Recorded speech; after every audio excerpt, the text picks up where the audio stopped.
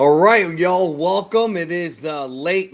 Well, depends on where you live. It could be late or early. Sorry if this screen is bright as hell, man. It makes me look brighter than I actually am. But welcome to a special Geekdom After Dark. We're doing open mic, which means that you can call in and talk to me. Make sure that you have headphones or earphones. Make sure you have a device. I will leave the link down in the chat in just a moment. Subscribers can call in. So what we're gonna do here is this is kind of an experiment in when it comes to, yeah, I know it's 5 a.m. That's why the stream is called Geekdom After Dark. I know that. It's an after dark stream.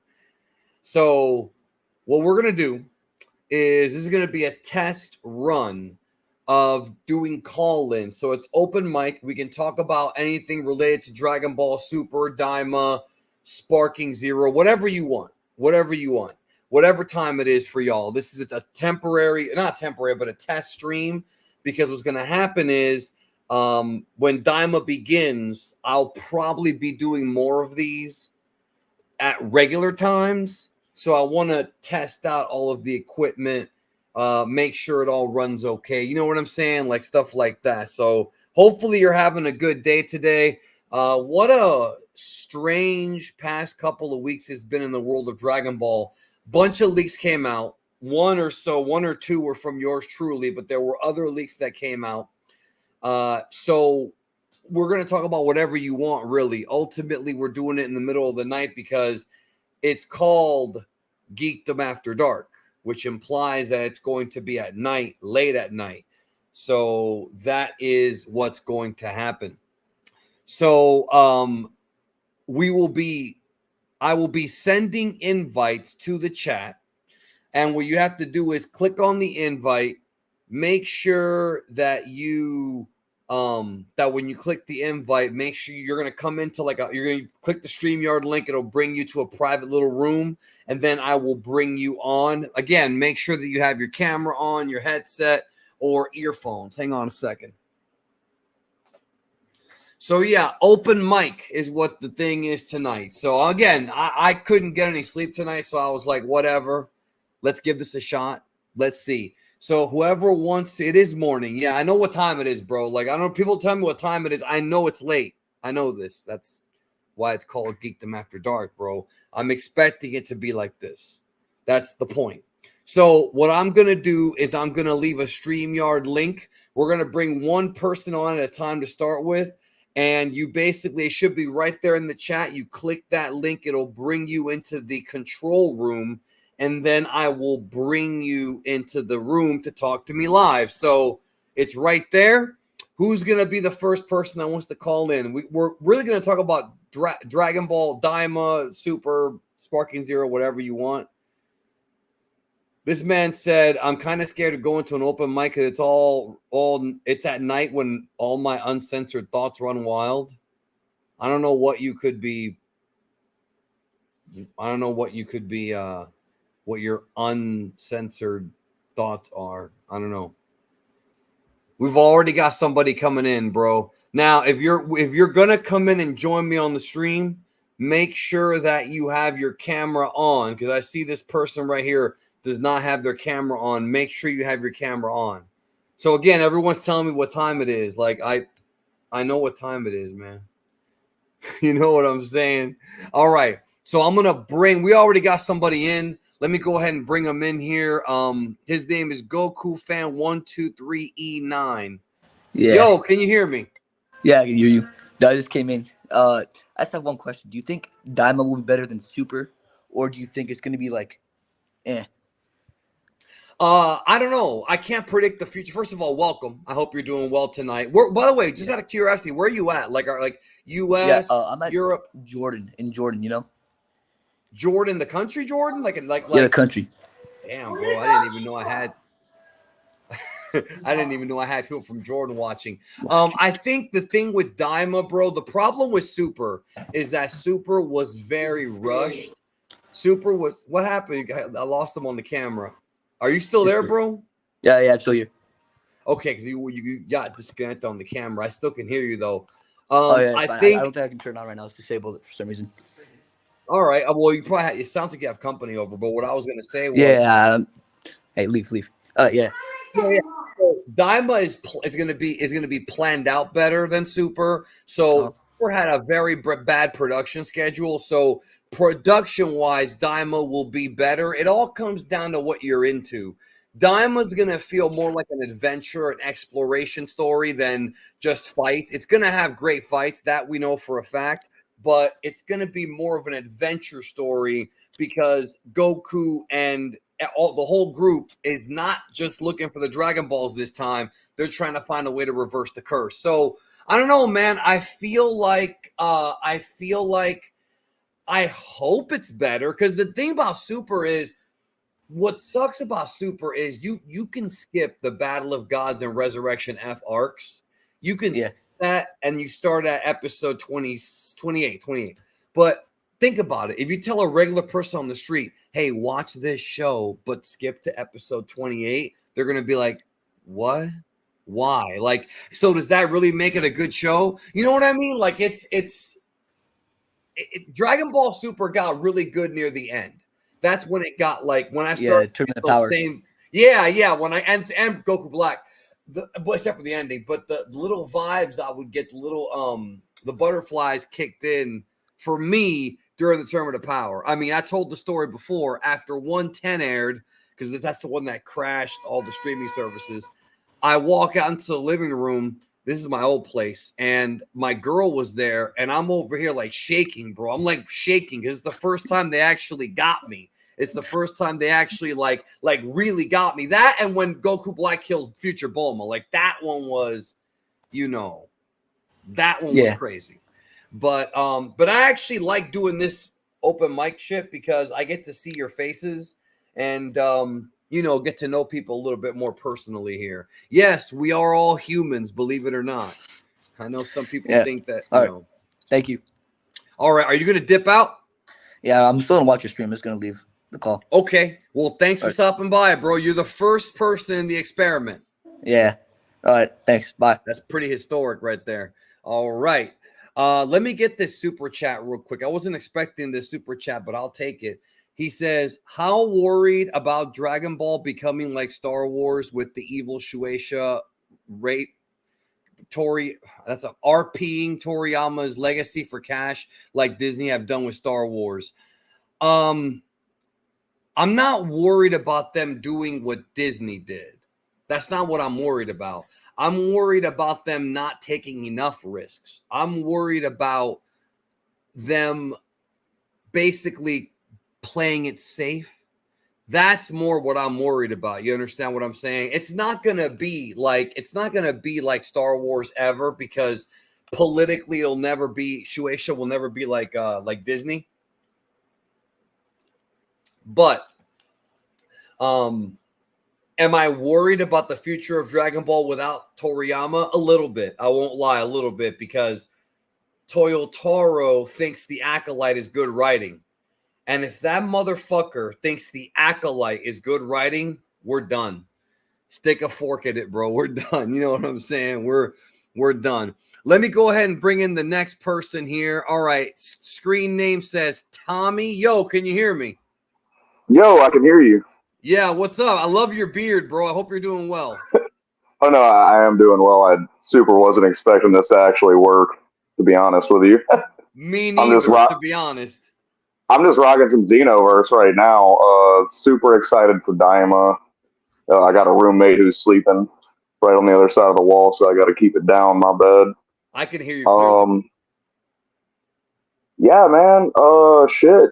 I've been watching you for a long time. Love the community. Love the lore drops. All that. That means a lot to me. You have no idea. Dude, you have no idea. Dragon Ball's life. Shit, man. Kind of caught me with my pants down. No, I was in the fine. middle of PQ23 trying to farm some Dragon Balls, you heard? No, it's all good. It's open mic night. Actually, let me ask you something. So you talked about Xenoverse, and I was curious about your thoughts and feelings on Sparking Zero so far from what we've seen. All right, check it out. I was an Xbox guy growing up, so obviously I know of the legendary status of Budokai Tenkaichi. Huge fan. Super excited to jump into it and get into it. I don't know. I don't have anything bad to say about Sparking Zero. The animation looks great. And yeah, I'm unfamiliar with the whole thing since it's it's supposed to be a spiritual successor to Budokai, I believe.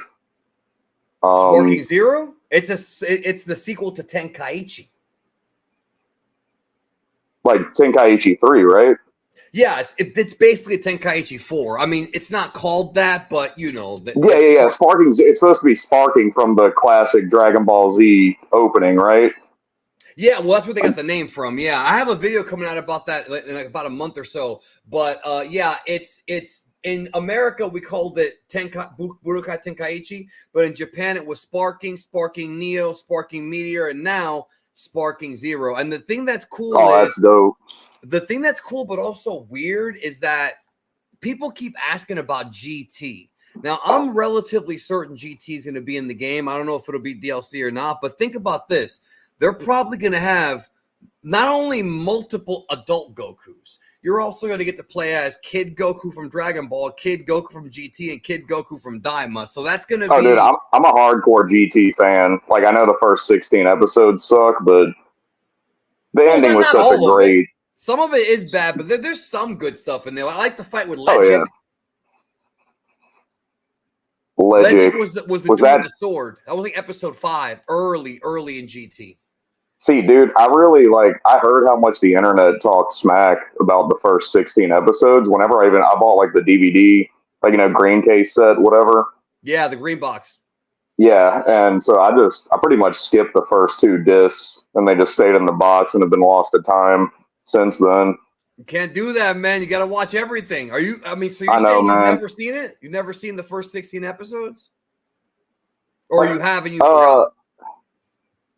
It's been a long time, but I definitely haven't seen all of them. Like, I watched probably the first 5, but the second Pan went to Bumblebee Planet. I was like, I just want to see him smoke Super Baby.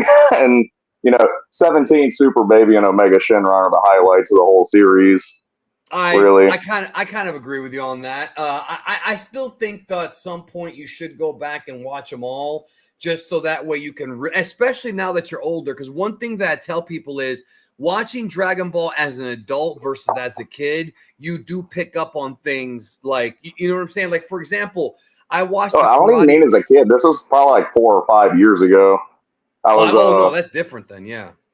Yeah, no, but I was like, I know I say DVDs. I was trapped without Wi-Fi, working in a ranch out in the middle of Washington State, type of, and like when I got into Xenoverse, I would have to drive to McDonald's on my Nintendo Switch Lite, like just the handheld one, to play with my friends. I was out there thugging it. Well, but, I will say this: when you have time, I would definitely at least try watching them, especially in Japanese, because the GT dub is embarrassingly bad. But I would try, because you never know. Now that it's only been a few years, but I'm saying you might look at it differently now. You might think, okay, well, I mean, I agree with you in that it really picks up steam when Baby comes out. That's when the shit starts getting serious. But I still like some of the adventure stuff, although I will admit to you that some of the slice of life I could do without. Maybe one day I'll do on this. Everybody hates on it. I love we got to dress Trunks up as a bride with the stupid earthquake catfish looking dude. Everyone hates on that episode. I love that slice of life one personally. I think GT's very interesting because I've seen people say that it actually gets worse when Baby comes around. I disagree with that, but there's no way. I'm with you, but people have. I hate his name. Like, it's stupid. He's called, like, they could have thought of a better name. Sure, but the entire concept of the entire concept of, like the fact that Baby, like, his whole backstory takes place even before Z, and is like really tied into Vegeta. I'm a Vegeta fan. Yeah, the Saphorians. Yeah. Well, I love that shit, bro. All that backstory shit. That's the one thing I actually really like about Baby is the whole thing about how it goes all the way back to, like you said, Vegeta.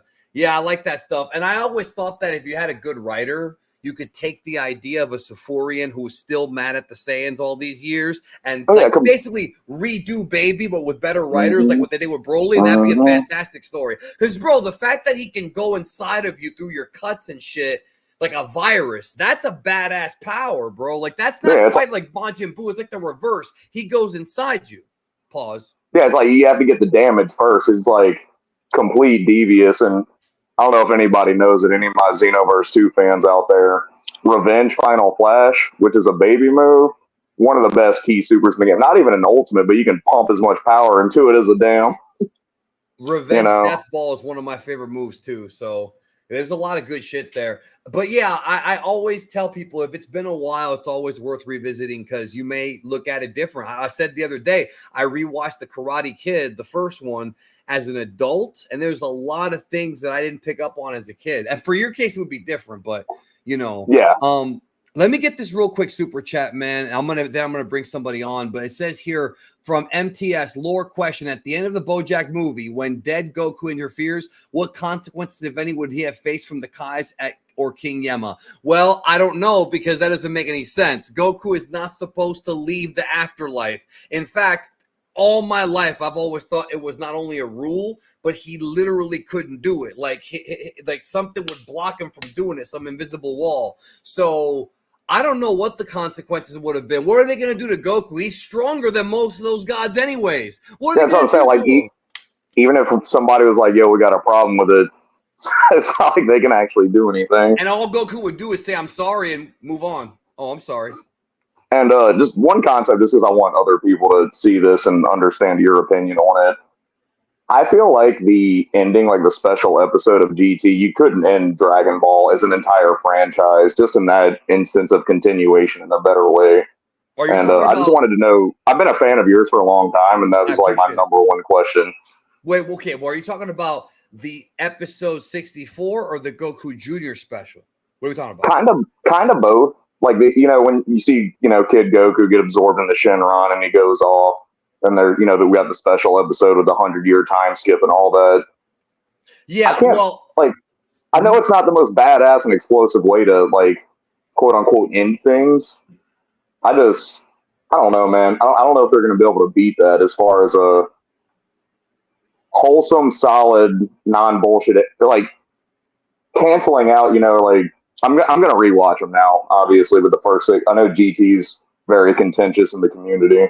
very much so, but it's always best to have your own opinion. I will tell you this, the ending of GT, we'll put the Goku Junior special aside for just a moment. Mm-hmm. Maybe not the future stuff, but Goku, and I did a whole video about it, when he ascends into godhood, which is right after, like, I did a whole last video about it. I'm the only guy in the fandom that actually explained the ending. It's all from Buddhist, like, Shuri to the West shit. Him and the Dragon God ascend beyond mortal plane. This is before the Beerus shit. So I love that idea. I actually love that idea. It reminds me of that movie Powder when he got hit by lightning and he became part of the earth and shit.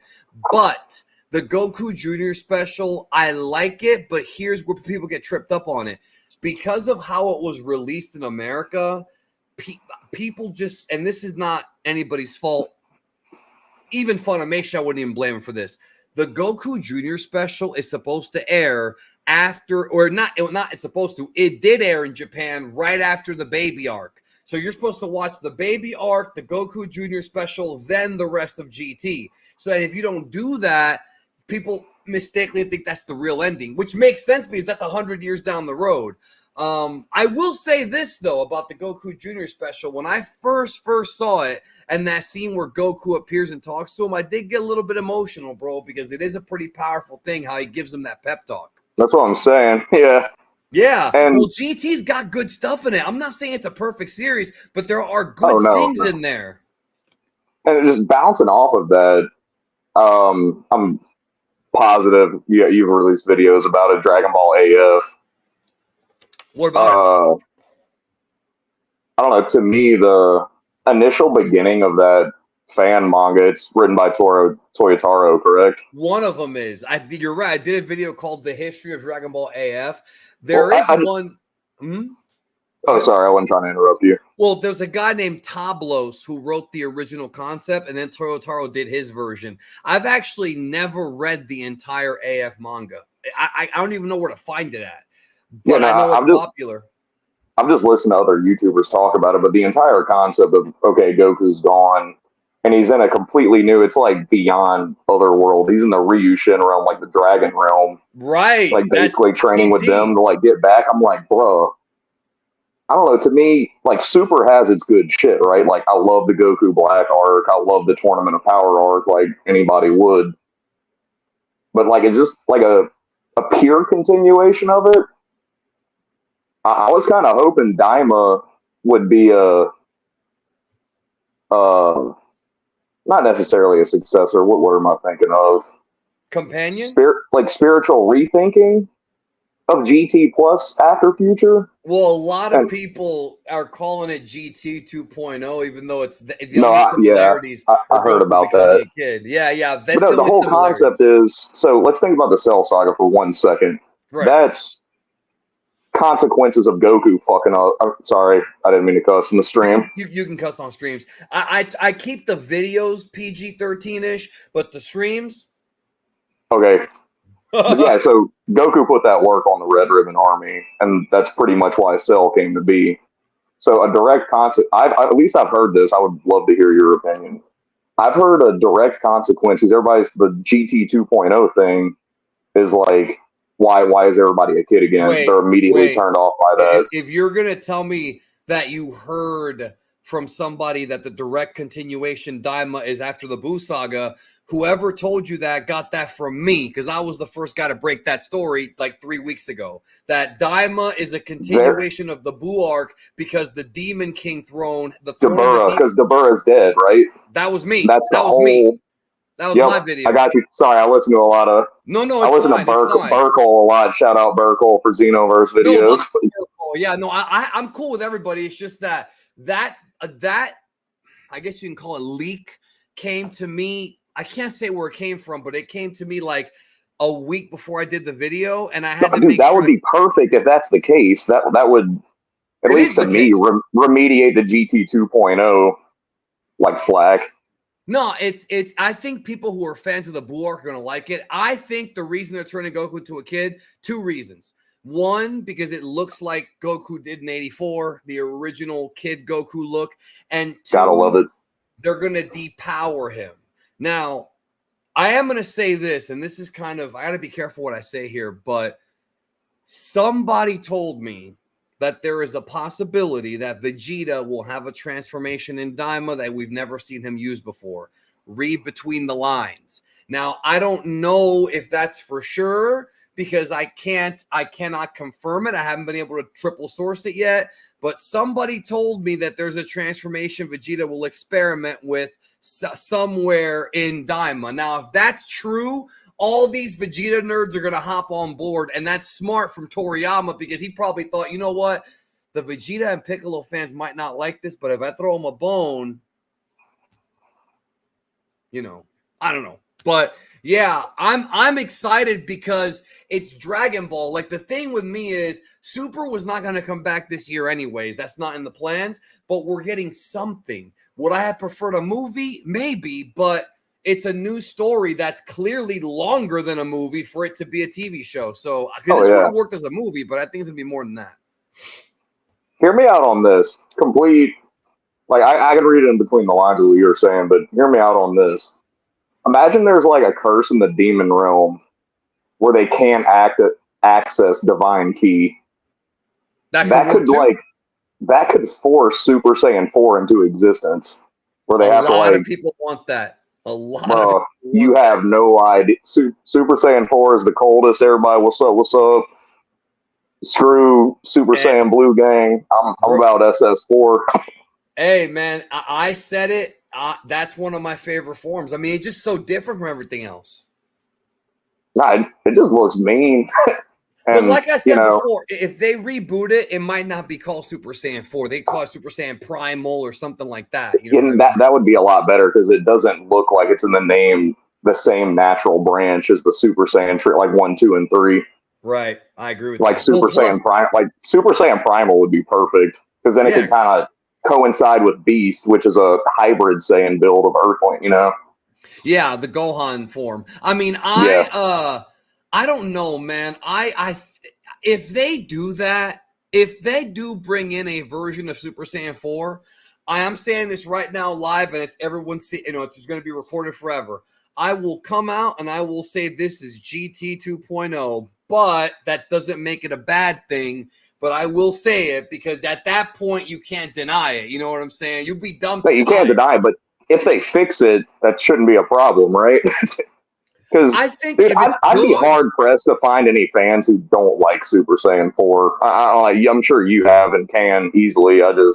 not Most of my many. friends, it's, you can hate the rest of GT, but Golden Uzaru and Super Saiyan 4 goes hard. You can't deny it. I'm going to bring in another caller here in just a minute, but I wanted to say before I let you go, yes, I agree. Everything, what I hear more than anything is I don't like GT, but I like SS4. I hear that all the time. So, I mean, and then also the way that Sean does the deep voice and Nozawa too, they both do it, like the deep voice for SS4. I always like that, like he's more serious. Hell yeah. Anyway, I'm gonna stay Anyways, on. man. Get another caller, man. It was awesome talking to you. Yes, man. Thank you for stopping by. I really appreciate it. Take care. All right. That was fun, man. Lots of talks. Super Saiyan 4, 5, and 6 is wishful thinking. Yeah, I wouldn't bet on it, but I mean, people want it. I would not get my hopes up over seeing it, but if we see it, great. Let me bring in the next person here. All right. Let's see here. Red Hollow, you're live. What's up, man? How are you? What's up, brother? I'm doing all right. Just overseas visiting my girl. So if you see bright sunlight, that's why. Hey, yeah, Yeah, it'll it come up is. over here at some point. Yeah, it's like 12:30 over here. Let me get pleasantry out of the way, man. I love your content. I've been following it for a minute. I Thank tend you. to cycle through other creators That's pretty okay. frequently. I'm also under the weather, sorry. But you've been pretty consistent, I want to say. I Um, appreciate that. Really, it means yeah, a lot. yeah. You might even hear from me because I've been wanting to join your Patreon and just ask a few questions because I want to do something similar to you.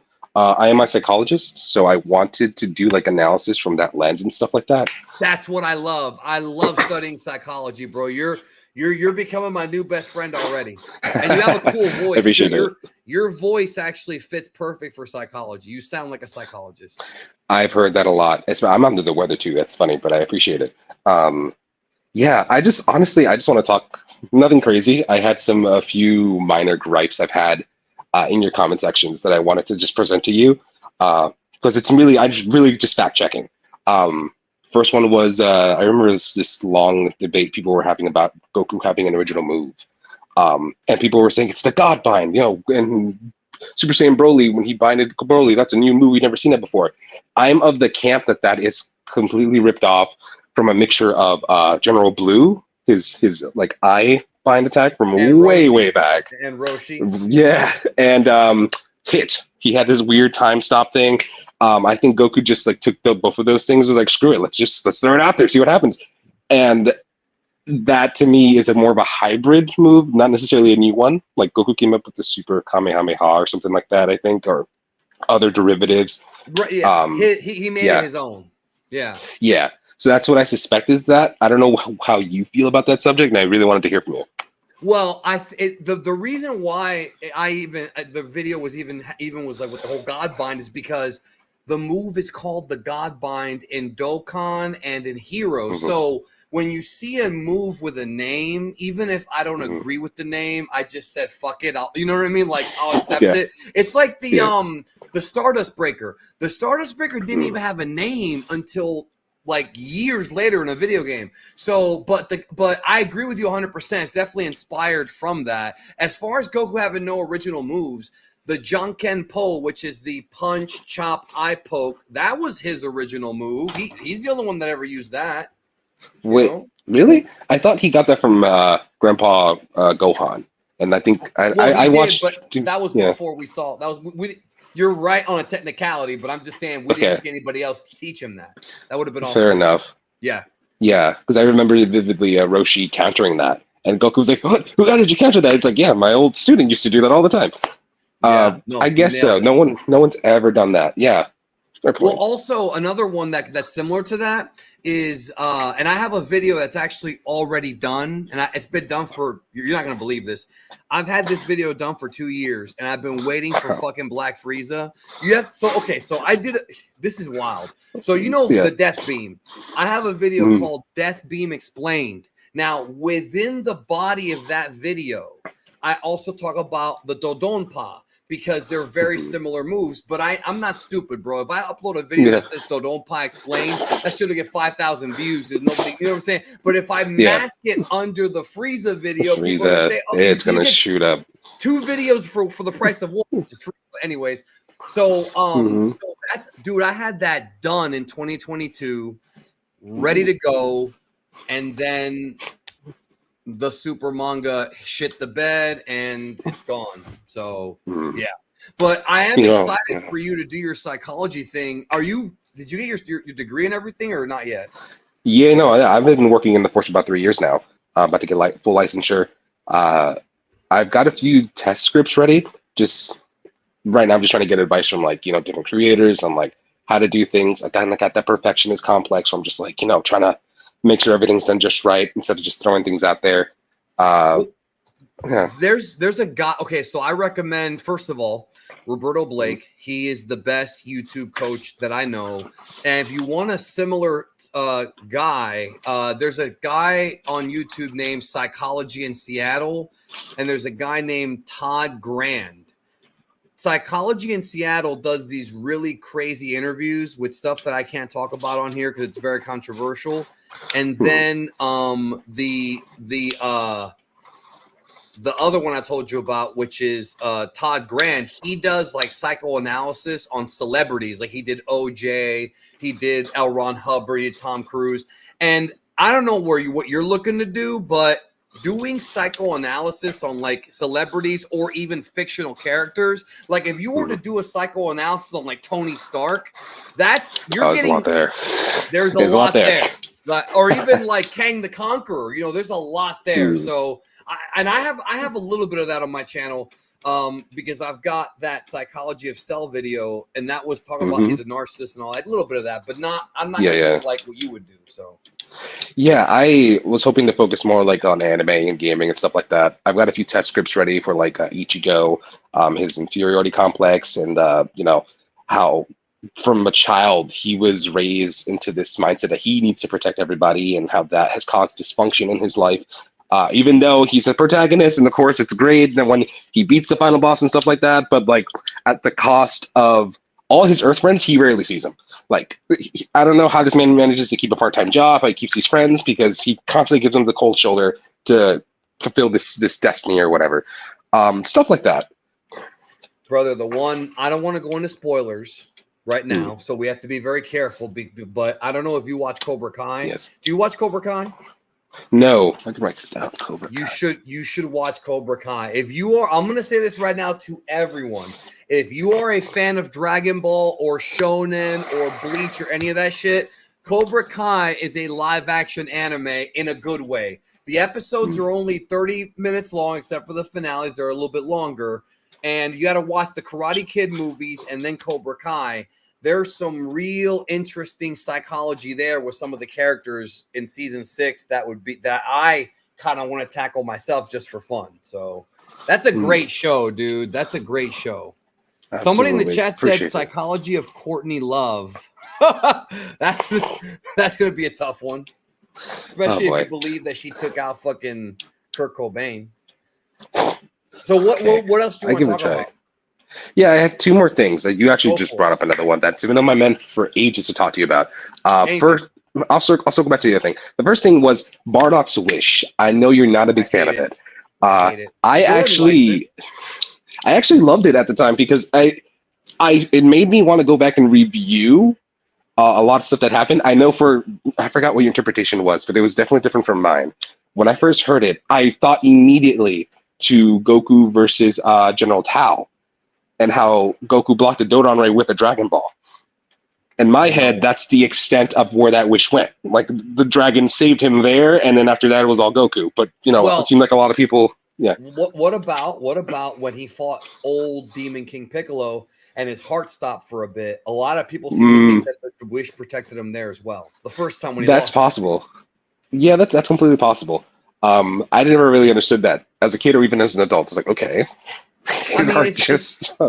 It's Dragon Ball. They can stop your heart. I mean, hell, Hit did it in Yeah. Super. He stops your heart. I mean, in real life, look, I'm not a doctor, but I think in real life they stop when they do open heart surgery. They stop your heart for a few seconds. I think you can actually live like that for a very brief time. But the point is, I hate the wish because I understand your interpretation. I'm not saying that you're bad for like it's a difference of opinion. It's just that for me, I don't like that it further takes away from the drama of original Dragon Ball. We've already got fucking fans that decide not to watch it, and it's infuriating to me that there are other fans that tell them it's okay when you're not even getting the whole story. So for them to do something like that kind of removes a lot of the drama, and it's like, great, another reason for people to say fuck this show. Fair enough. I hear that a lot with My Hero and stuff. I get it. I'm not saying that I'm correct. I just, when I heard that, I was like, it made me as a fan want to go back and be like, okay, well, does this really work with the canon? And for me, I found bits and pieces were like, oh yeah, that's really cool. It wasn't just a coincidence that Goku had his the Dragon Ball right here in his chest, or with stuff with Demon King Piccolo. And I think the wish was until Goku thrived, until he became an adult, and then he died against Raditz. Yeah, so there you go. Yeah. Which is, I don't know, I found that interesting. But thank you for expounding on that. And then lastly. I mentioned this once in a super chat, but I really want to go deeper into it, especially with the last conversation you had when the Daima coming out, the implementation of magic for the other Z fighters, just to bring them up to scale. Because Roshi, at least in the anime, the Tournament of Power, he held it down. He held it down with just like little spells from. In the manga, he did like Ultra Instinct, or a version of it. It was a version of it, whatever. Yeah, it was fun, especially seeing him do stuff from like old Dragon Ball, like the lightning attack thing, stuff like that, like really showing his expertise. Yeah. And I was thinking, there's no real reason, or at least it hasn't been an established reason to say why Krillin couldn't do some sort of magic, like some hypnosis or something, and then fire off a Kienzan or whatever.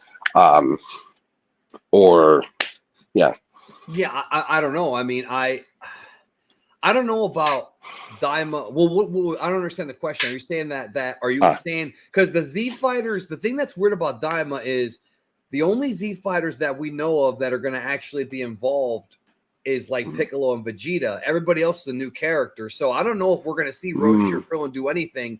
I can't say for certain. I'm not saying this. I do not know that much about Daima. So they might just be waiting for Goku to save the day yet again. Hopefully not, but I mean. Yeah, I mean, I kind of had that disappointment with, and to answer your question, I'm just asking what your thoughts are on using that to build up the other Z fighters. I had the disappointment with Moro. I got so excited to see a magic user, like a legit warlock, because that's a power system I think it's not explored enough in Dragon Ball. And I was like, well, that's really going to put these people on their toes, man. Like, you're going to turn around and like, this is like a, I don't know, bomb next to you or something, or like, I don't know, like that carrot dude from old Dragon Ball 2, where he's like, that doesn't matter how strong you are, you just turn into a carrot, I really kind of wanted to see that, to bring up these other characters that just kind of like Yamcha's a baseball player now. Like, what? Come on, man. I agree with you. I agree with you, and that's something that happened even before Super, before Daima. And you notice this too, if you read Dragon Ball or even watch it all the way through, when we get to Super Saiyan, when we get to Goku versus Frieza, from that point for the remainder of the series, it's all about the Saiyans. Piccolo has some shine, Krillin has some shine, even 18 has some shine later on, but it's all about the Saiyans. And it's almost like Toriyama just focused only on them, which I'm not saying is a bad thing, but it leaves behind the old characters. And I do agree with you. Well, I don't know if you didn't actually say this, but I'm getting the vibe that you wish that they didn't get left behind. Yeah. I mean, I Super kind of touched on it briefly. Krillin used to be Goku's main rival, and they would train the same way, eat the same way, play the same way, the whole Roshi mindset. And it's a little sad to just be like, oh, well, you Saiyans are just too difficult. Like, you could take like Gohan Beast opened up a bunch of potential with like And even like in the movie, like he was talking about how, we discovered ants that mimic Super Saiyan. Like it's not a foreign concept to have transformations, you know? Um, the, what's his dude's name? Tien is a weird Cyclops situation. Like the genetic diversity, I think, is enough for them to be like, like you said, Super Saiyan Prime will just make human Prime or something. Yeah. Play around with it. And then, I don't know, they're just not really going to their potential there. And not just that, but unlike with Yamcha and Krillin, Yamcha got married.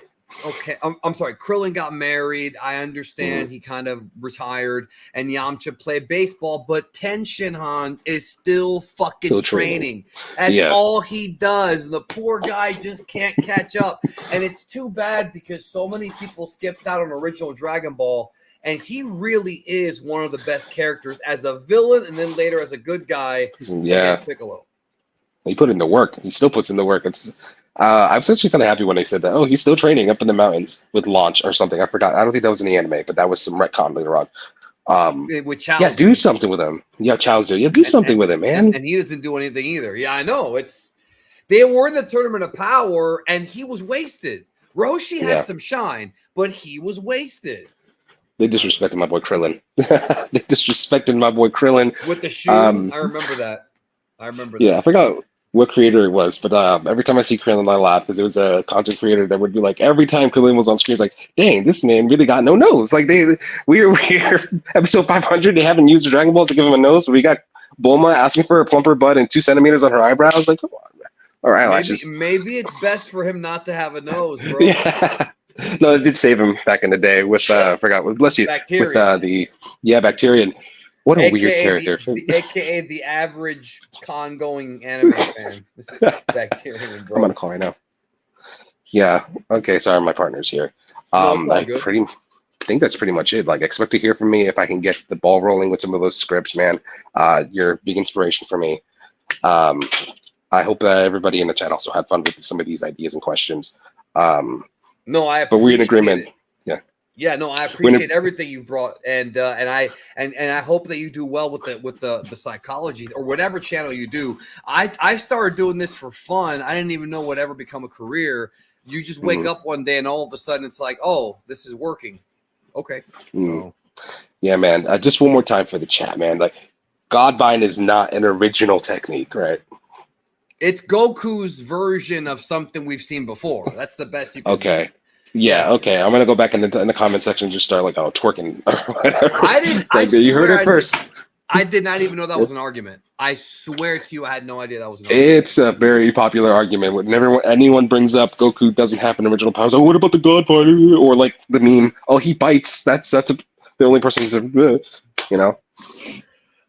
But I, as a fan, I like that. I mean, he does have. He's Goku, but I like that Goku learns from everybody. That's almost like a skill that not only is important for martial artists, but for everybody. I kind of like that. No, it's not a problem. It's just I don't understand why people are so fixated on making this man like he's this. Like, Goku's not. There's some things Goku is and Goku isn't, and that's fine. Like, I don't love him because he's an original martial artist or whatever. Like, I like that he goes through this journey of growth continuously throughout his like life. Me too. People in the chat are bringing up the Dragon Fist, and it's a movie. It could count if you wanted to, but that is a movie technique. So that's Oyama. It's not canon. It's not the original. Yeah, it's not the original manga. Yeah, I should specify that. Like, the canon series, we haven't seen anything. Dragon Fist is awesome. I love that in the video games, like the Dokkan stuff. The dude, forget about it. I love what they did with it in Xenoverse 2.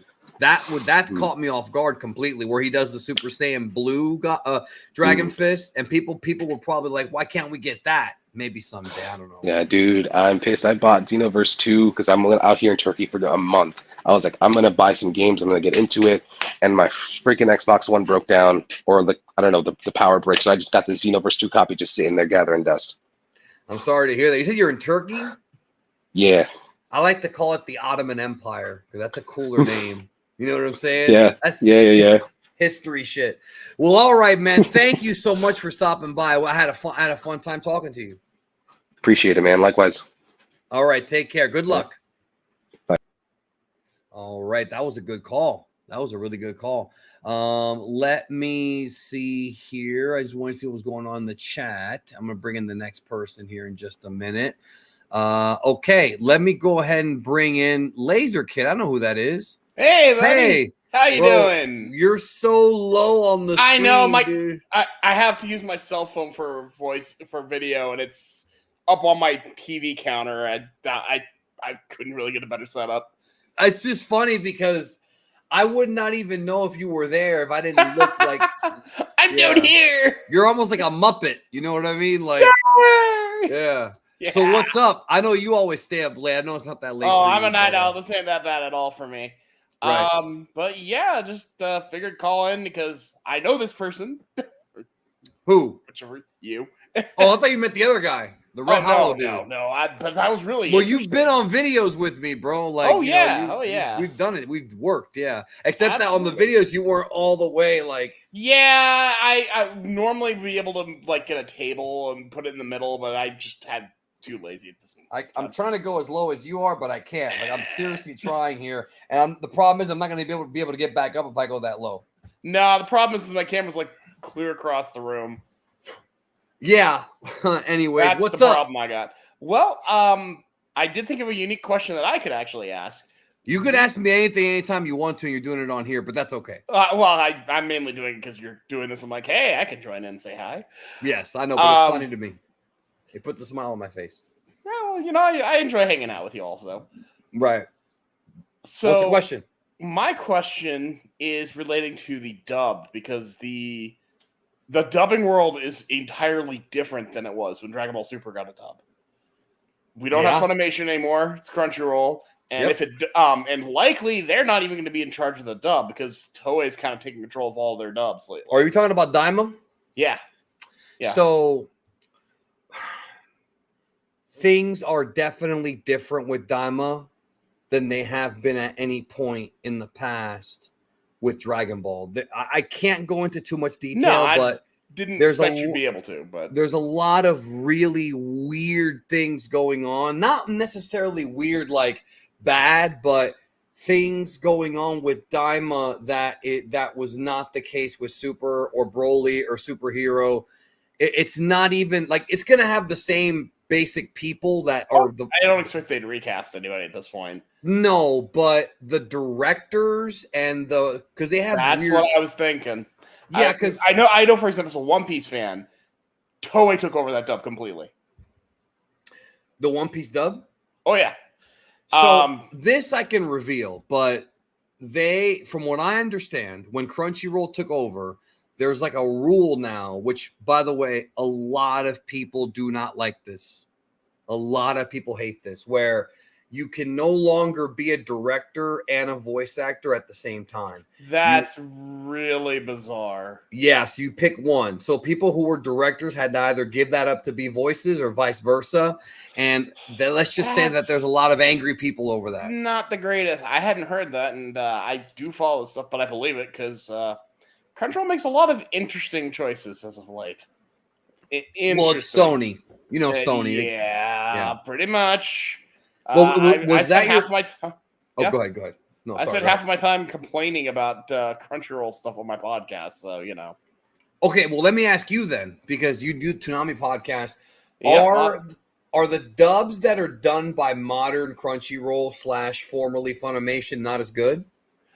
I'd say they're fine. What I've noticed is back in the day, we'd have Crunchyroll, we'd have Funimation as two separate entities. We get a different. We used to get more quantity out of them, so we get more shows covered. Right. When they merged, it feels like we're losing out on shows getting dubbed. Like as a simuldub watcher, I'm sitting here going, why are they not dubbing that? Why are they not dubbing that? And I'm like, okay, well, what are they dubbing? Oh, they're dubbing quite a lot, but their capacity is not as high as it used to be between two different companies, and it makes sense that would be a problem if they're limiting voice actors and directors. That's really dumb because they're losing out on people who could do things. They're also a lot more, and I expected this. They're a lot more corporate. When it was just Gen Fukunaga and his family running it, It was more of a, it was a family-owned business. It was more loose. It was more like, just a typical chill job. But when Sony came in, bought Crunchyroll, bought Funimation, and merged them, now it's become a lot more corporate, which I think some people are okay with. Me, I don't work well under corporate. I just don't like it lost a lot of heart. Funimation certainly had some interesting moments where I'd head slap, but there always seemed to be more connected to the community than Crunchyroll is. Somebody in the chat said, "What race is King Kai? He's a Kai." Yeah, that makes sense. That's literally what it is. That's what it is. That's what he is. The Kai. Like, he's the Kaio. Like that. That's literally it. But anyways, what I was gonna say was, the I don't know, man, because I all I know is that in my career prior to YouTube, I tended to enjoy working for smaller companies than bigger ones. That's been my experience as well, because you have people, they're more willing to talk with you. There's a warmer environment. It's a more flexible environment. Corporate, it's got to be done this way and no other way. Plus, when you're doing corporate, non-corporate, it could still be a corporation, but a small one. Right. A lot of times the boss will be right there with you. I remember I once worked for a company that had literally 22 employees. Very tiny company. That's great, because you basically know everybody. Well, yeah, and I wound up leaving because my direct boss was an asshole. But his boss, who was like the real boss, who was the owner of the company, the president and founder, he was literally in the office next to me. Like I'm in my cubicle. There's 2 cubicles here. There's a little space, and his hallway, his office is right there. And for corporations, you never ever see the bosses. You'd be lucky if they're even in the same building as you. Yeah, you never ever I don't know. Is that what you wanted to talk about? Just the dub? I don't have much for you except that. No, just I was hoping that they would be a little more accurate this time. I hope so, but I don't know. I mean, if I'd take the Z-Kai standard, that was a great dub, but Super Broly and Superhero were fine. Broly and Superhero were fine. You're right. Yeah. But I don't know. I don't agree. know either. I agree that Kai was a step up. I'm sorry, Super was a step down from Kai, but it wasn't terrible. As bad as Z. It was better than Z. Yeah, it's better than Z. Yeah. So those are the main things I want to talk about. But the other thing I was going to bring up is just all these guys are saying that Daima is GT2. People on the internet are saying that. Yeah. People aren't paying attention. I am someone who doesn't like GT, and I'm excited for Daima because it's tying into things, using it stuff that's out there. It's making an interesting idea, and even if it were GT 2.0, if we do get Super Saiyan 4, as you mentioned with a previous guest, if they make it work, who cares? We got Broly, and everyone's like, "Oh my God, Broly!" I was one of them. I was like, "No," and it turned out amazing. Same thing with Superhero. No, I thought they were going to do the cooler, the moral arc, and oh, jeez, yeah, it's always something. My issue that I do not understand, and I'm going to be very genuine about this. People who want Super instead of Daima, you weren't going to get Super this year anyways, so you have to choose between I get Daima, which is a new show, or nothing. And if you choose nothing, how can you call yourself a Dragon Ball fan? And I'm being dead ass. Yeah, I'm right there with you. No, it's not even like you're not a real fan bullshit. That's not what it is. No, it's you really would rather have no content. I understand not wanting to do Daima and wanting to continue Super. I completely understand that. But you weren't going to get Super anyway. It's not like they sacrificed Super for Daima. That's not what happened here. So if you're not going to get Super, you're getting another anime with the same people that did the Broly movie. Is that really worth complaining about? I just don't. It's very strange to me. It looks amazing. The animation's super fluid in every preview we've seen. So. It's going to be good. It's going to be Super good. was bargain based on animation until the movie. it's just I just think it's weird. I think it's just weird to sit there and say, like, again, it's not weird. I don't think it's weird to say I would rather have Super. I get that. I totally get that. No, And me too. Me too. I'll even understand. I do understand when people want to see, you know, Moro and Granola animated because Me too. they flush those out, and there were already differences between the animation and the manga. Right. I admit I would like to see what they could do to make those a little bit nicer. Yes, exactly. Go ahead. But, you know, we're not getting that, but we are getting something. And what we are getting is the last thing that Akira Toriyama worked on. I mean, I want to see what he had. I think some people were under the impression that Daima was replacing Super. Yeah. And that's not what happened. What replaced Super was Kitaro and then Digimon. And I don't even know what's in that time slot now. So that's not what's happening. You weren't going to get Super anyways. No. So the other thing I was going to say is what's really interesting about Daima is it gives me real Dragon Quest vibes. Because it's RPG style. Yeah, yeah. And it's I'm curious to see what we do with that. So my thing is this. Look, I can't speak for you. I know that you are. I'm not going to talk about your age, but you're older than I am. I'm in my 40s. I turned 40 in April, and I've said this multiple times on streams, on Twitter, and in the Discord. Being 40 years old, man, has changed my perspective on all this shit because for me, like seeing a bunch, I understand the initial backlash for Daima. Sure. But the fact that it's now been months and people are complaining, the fact that I look and I see people adding Toei, telling them to cancel the series. I've seen people tell Toei, like, that's going to work. I'm sure they're just going to stop production because the Americans on YouTube didn't like it. We better Goku with a bunch of random letters on Twitter doesn't like it, so we're going to cancel the whole thing. That's going to work. No. And so it's one of those things where, I seeing people complain about repugnant shit that doesn't matter. I'm so over it, dude. We got real problems going on in the world right now. We got real problems right now. Big time problems. And I feel like a lot of people who are spending time complaining, I feel like they need bigger problems. You know what I mean? Yeah, like you need bigger problems because there's a lot worse things. There's a lot worse things in the world than a new Dragon Ball show. You understand what I'm saying? Like, as weird as that is to say, you know. All right, bro. I got to get the next caller. Nah, in. Do you have good. any other I just thoughts? wanted to come and say hi, basically. Yes. Well, it's always good you're always welcome, and I appreciate it. Again, it's still funny that 90% of the image is Goku. At least it's nerdy for the nerds in the chat, which is everyone. Oh, yeah. I've got all these silly posters behind me. Yeah. All right, man. You take care. Take care, man. Have a good one. You too. Later. All right, Laser Kid. He's been on here before. I'm 37 and super happy for my 7-year-old and his generation. I haven't watched many of us need to be as adults. Well, the good thing is no matter what happens, and no matter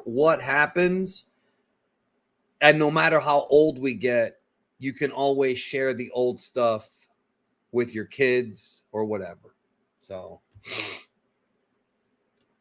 all right. I got somebody about to come on here. Austin 62 Halo. Hey, can you hear me? I cannot hear you. I cannot hear you. I don't know what's going on, man. Technical difficulties. Braun Strowman over here, bro. He looked like Stingray from Cobra Kai. By the way, if you're in the chat and you like shonen, you need to watch Cobra Kai. I don't know what you're trying to tell me, dude. I can't hear you. I don't know sign language.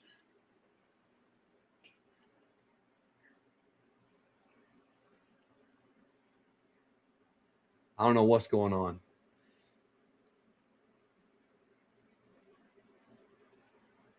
But anyways, if you're a fan of shonen, you've got to for sure Wait, he's back. Okay. G Valdez, I do not have an update on that yet. I wish I did, though. I wish I did.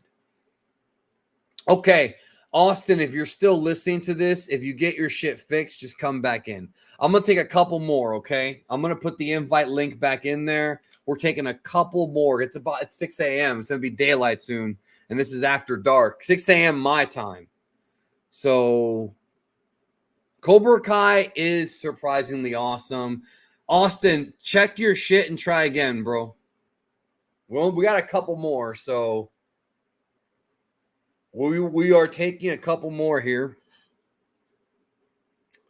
Let's click the StreamYard link. Been playing Midnight Club LA. Bro, we need a new Midnight Club. We need a new Midnight Club, bro.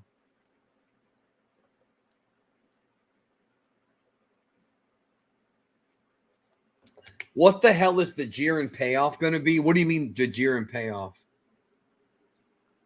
Laser Kid, you need to watch Cobra Kai, bro. That's my new addiction. Cobra Kai might be my favorite television show. If they can stick the landing for season 6, it could be my favorite.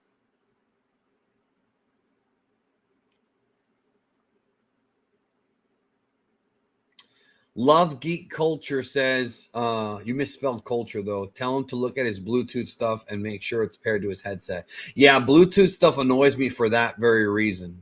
I agree with you. When's the next stream with Jordan? Next week. Next week. We couldn't do it today because I did not feel good earlier today. I felt like shit earlier. Next week, we should be back. Deadpool's coming out this week, bro. Who's going to see Deadpool?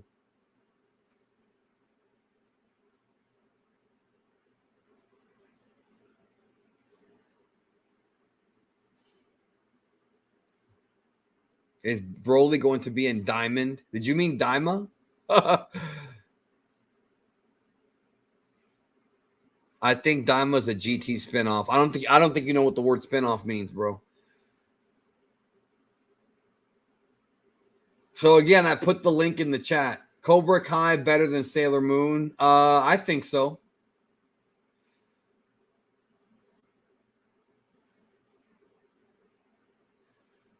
Popcorn buckets look good. You say 151. Is that what he's talking about? Because I'm not sure. I'm reading the chat while I wait for somebody else to come in. If nobody comes in, we could dip out.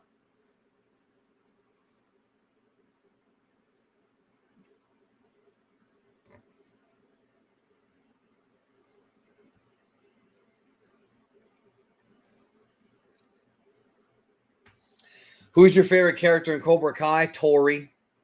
Definitely Tori. Oh, here we go. We got someone. All right. Hey, Vortex. What's going on, sir? How are you? Lower me down a little bit so I can hear myself in your thing. Sure. Sorry about that. No, it's all good. What's up? Everything. Welcome. How are you? Welcome. Thank I'm you. all right.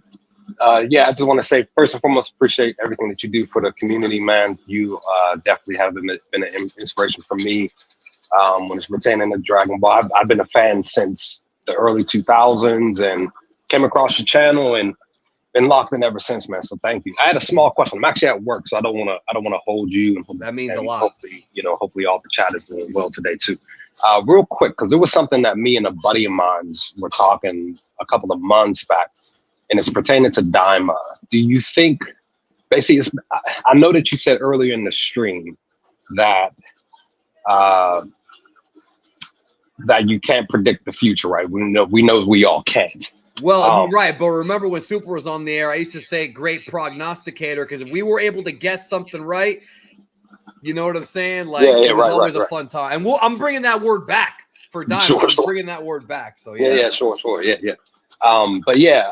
When it's pertaining to Daima, do you think that because basically all the characters are going to be turned childlike again, do you feel like, because again, this is me and my buddy were thinking possibly might happen, do you think that they will put in, like the writers will say, like, we're going to have one or two characters make a decision to not become adults again?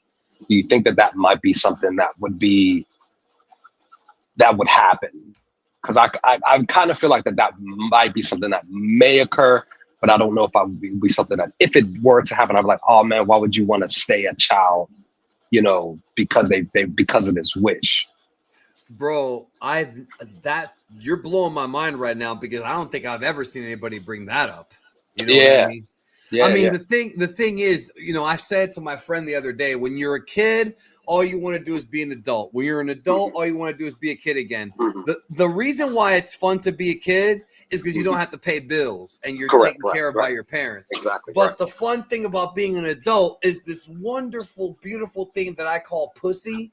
And when you know what I'm saying? You know what I mean? Right. So I'll tell you what, which character would do that though? Like who would be the one? That's been my thought process of thinking like who would want to out of the main core, who would you think, you know, obviously all the obvious choices maybe Goku, but I can't really see Vegeta doing it. I can't see Bulma doing it. I can't, you know, so that's what I'm saying. Like that's it's just one of those things like Daima I'm really looking forward to. And also, by the way, I did get your Daima shirt.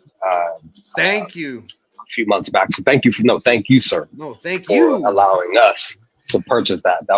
That's a dope shirt. Yeah, well, actually, the next one I got coming out, it's not going to come out till like October. It's Sure. You know, have you ever seen the original 1977 Star Wars poster with Luke Skywalker holding up the lightsaber and Leia next to him? So I want to do one like that. Okay, good. Sure. I want to do one just like that, but it's Trunks holding up the Spirit Sword, and it's 18, and it's not 18. I'm sorry, Mai. It's Mai, and then Zamasu in the back. That's the next shirt that I'm looking forward. That's gonna be a badass shirt. I'm gonna let you know now. I'm gonna grab that as soon as you make it available. Yeah, I appreciate that. I appreciate that very much. But I don't know if anyone's gonna stay a kid because it's the thing that we don't know. The big mystery to me is where the hell is Gohan? He's in no trailer. Did he not? And also, if Pan is one of the ones that now we don't know if she's there or not, but if Pan does get turned reversed in time, does she become a sperm? Like, right? Yeah. Right. Yeah. That's true too. That's what popped in my head too. I was like, well, where's Gohan? Where are the kids too? So I'm curious and wondering where this story's gonna go, how it's gonna flow. Are we getting something after? Like, is it gonna continue to something else? That's something that I'm interested in and finding out. I'll be honest with you. I am too. I'll be honest with you. Some people are saying this is like a side story. I don't think it's fair to call it that, but in some ways I think it is because I have this weird feeling that this is not going to affect Super. Meaning, I don't think that these events are going to necessarily cause something to happen in Super, but I could be wrong because it could be something that plays out. Because one of the things I was thinking is, and I got a video coming out about this tonight actually, if Goku makes friends with people in the demon realm, those characters might be useful down the road if they have to face off against somebody else. So that could be it. I'll tell you what, like, for as much as I want people to give Daima a chance, I do understand people wanting to continue Super because it's like an ongoing story. And this is a very weird choice. But like I said earlier, I would rather have a Dragon Ball show on the air than nothing at all. Sure. True. I totally understand. You want continuous content. There has been a dry spell. Yes, RIP to the homie Toriyama. As a businessman, bro, I would love that. As a fan of Dragon Ball, I'm more interested in exploring the demon realm. That's my main thing because I want to see it. And I want to see the fucking bro. Toriyama talked about the Makaio Shin in like 2011 or some shit. You know what I mean? Like, it's been a long time coming. Yeah, true. Now, like what you're saying, it holds weight because, like I mentioned, I'm a Star Wars fan. Like I said, you inspired me to create. You were the first one to inspire me to create my own anime YouTube channel where I did reaction videos. I do review videos on anime and stuff. Is that the Vortex channel or is that a different name? Well, the name is Vortex 46. Right. That's shameless plug. I apologize. Yeah, that's the channel. Okay, so clicking your name will take you right there. Okay, well there you go. Everybody knows now. But then I know that you're real tight with Star Wars Theory. He also was a favorite of mine. He inspired me to create a Star Wars YouTube channel. And per this specific topic that we're talking about, where you're saying like fans feel like you're saying that it won't connect to the main story. With me, when it's pertaining to Dragon Ball, when it's pertaining to Star Wars, for me, I want to explore the entire universe. You know what I mean?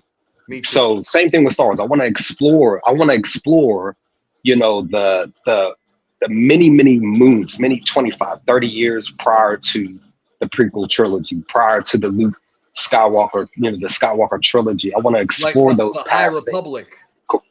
I'm enjoying the High Republic, not as much as but I want to dive into like the first Sith. Like Darth Bane is like my second favorite. You deal with Old Republic era. Yeah. I want to dive into the Old Republic. So same thing with Dragon Ball. I want to dive into. I don't trust Disney. That's the only thing. True. But at the same time, we still have the source material. At the end of the day, we can still go to the legends, not blah blah blah. And whatever. the original 3 movies, which I think is the the core of everything. Right. That same thing. So yes, George Lucas, Toriyama. They are literally the main pinpoint on how you should be able to focus your idea. Okay, these were the creators. This is how they created this world. How do we expound on it? How do we not add to it, but stay in that same line that we can be able to still tell great quality stories, to be able to continue to have the old fans come and watch, and then also bring new fans in.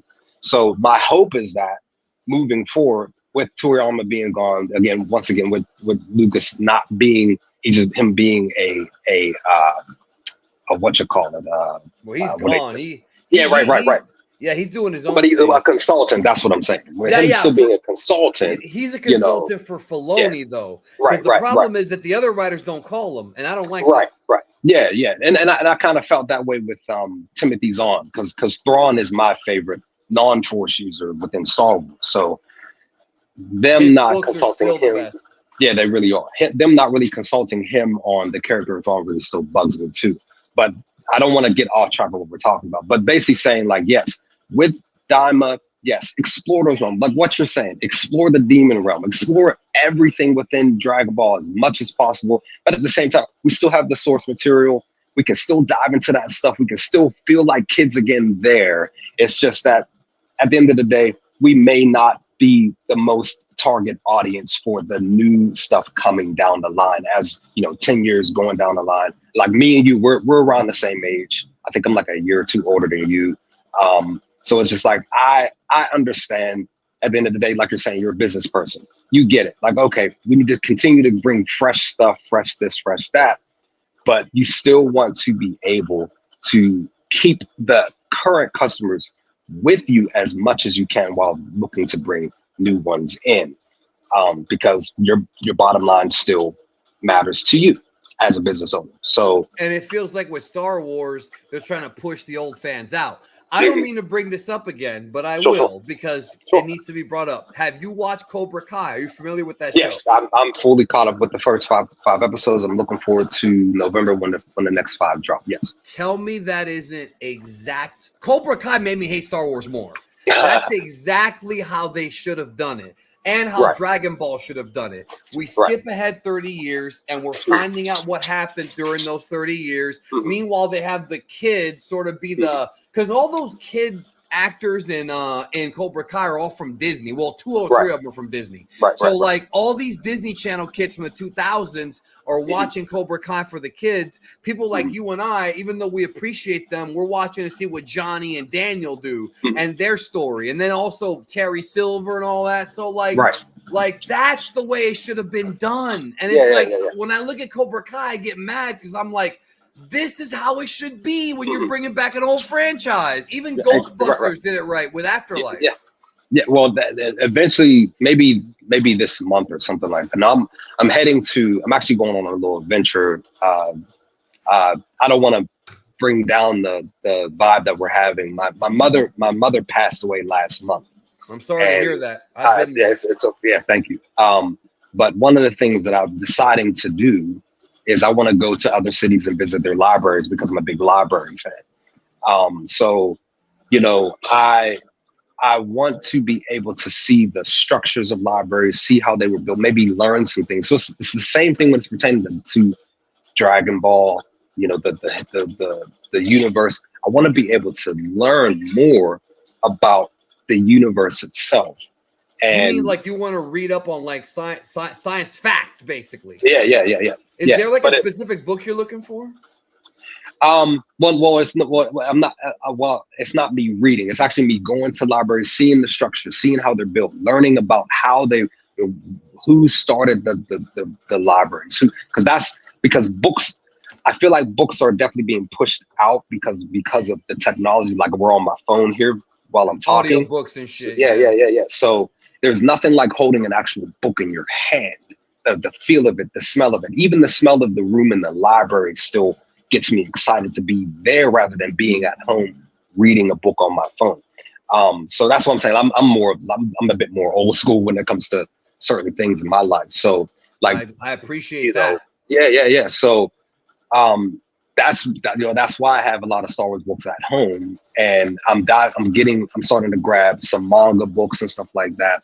I have to get back into Demon Slayer's manga, and I have to pay attention to because time is ever is ever flowing. So a lot of times I forget when the manga for Dragon Ball even returns.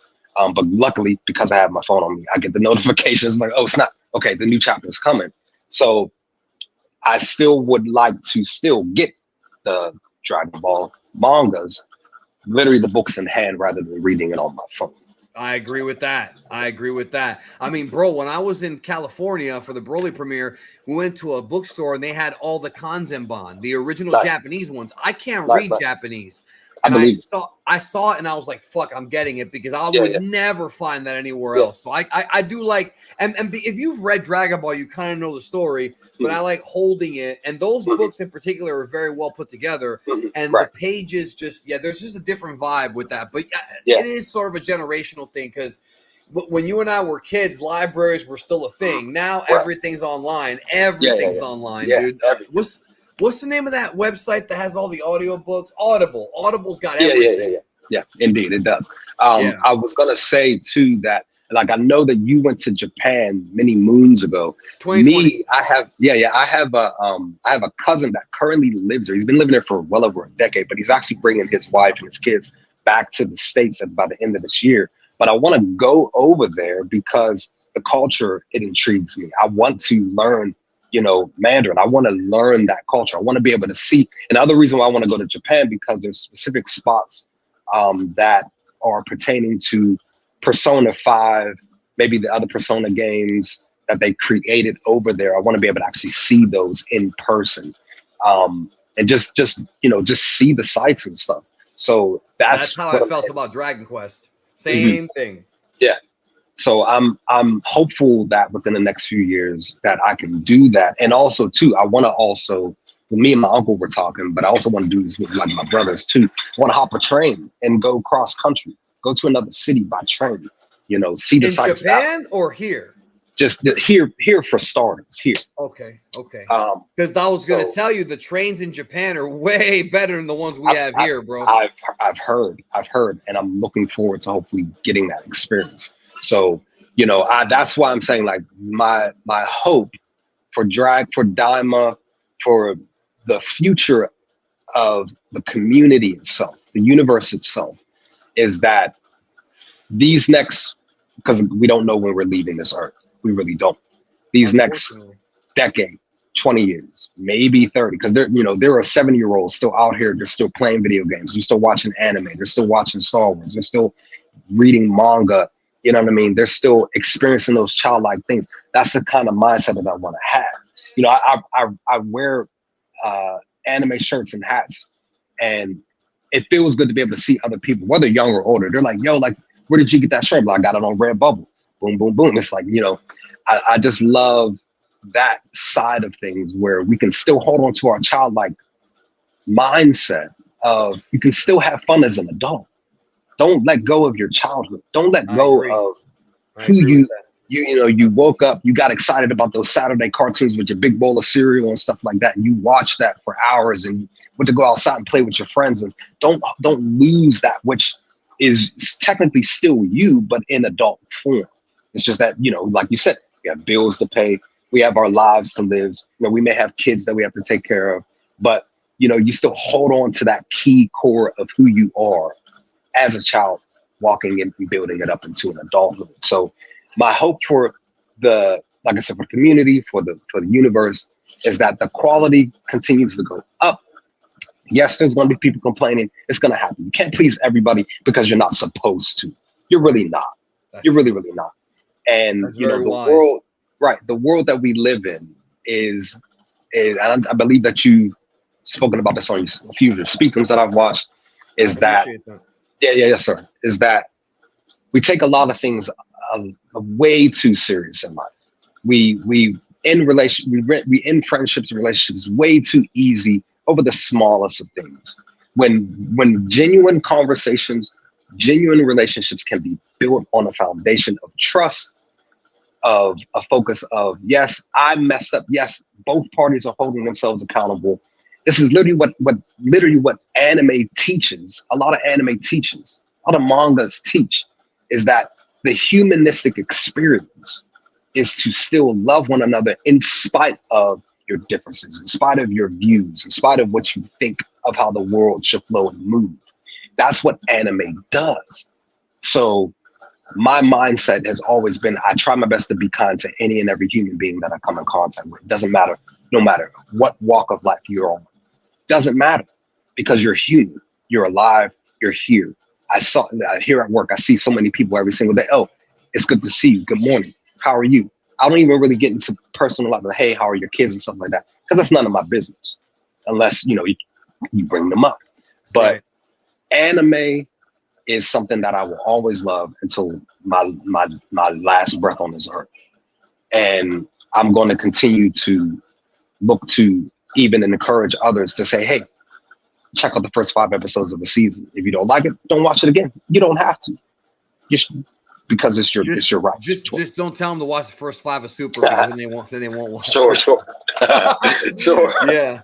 I'm so glad that you called, though, because I do appreciate that message. It is, and it's true. I mean, it is true. I try to be kind. Sometimes I fuck up, and sometimes people don't see my sarcasm. But it's I agree with that. And you should definitely watch whatever you want to watch. And because the thing about anime, I think, is that one of the reasons to why I talk so much trash about the dub is because the dub turned what anime and what Japanese culture did into an American cartoon. The reason why so many people fell in love with anime back in the day is it didn't insult your intelligence. But if you're censoring shit like they do with Dragon Ball and Pokemon, well, they used to, not anymore. Like, for kids, I get that, but I never wanted to have my intelligence insulted, even as a kid, even when I was a little kid. Because, bro, I seen blood. I played Mortal Kombat when I was like 10. Like, I didn't become a killer. No, like you don't have to hide me from the world, bro. You know what I'm saying? Right. So, yeah, man. Yeah, that's true. The truest form. Let your child experience things. Again, you do, at the end of the day, you are the parent. You can control what your child watches and not watches. I know that there are parents out there that'll go and watch a movie before they just make the decision to take their child, which is fine too, which is kind of small.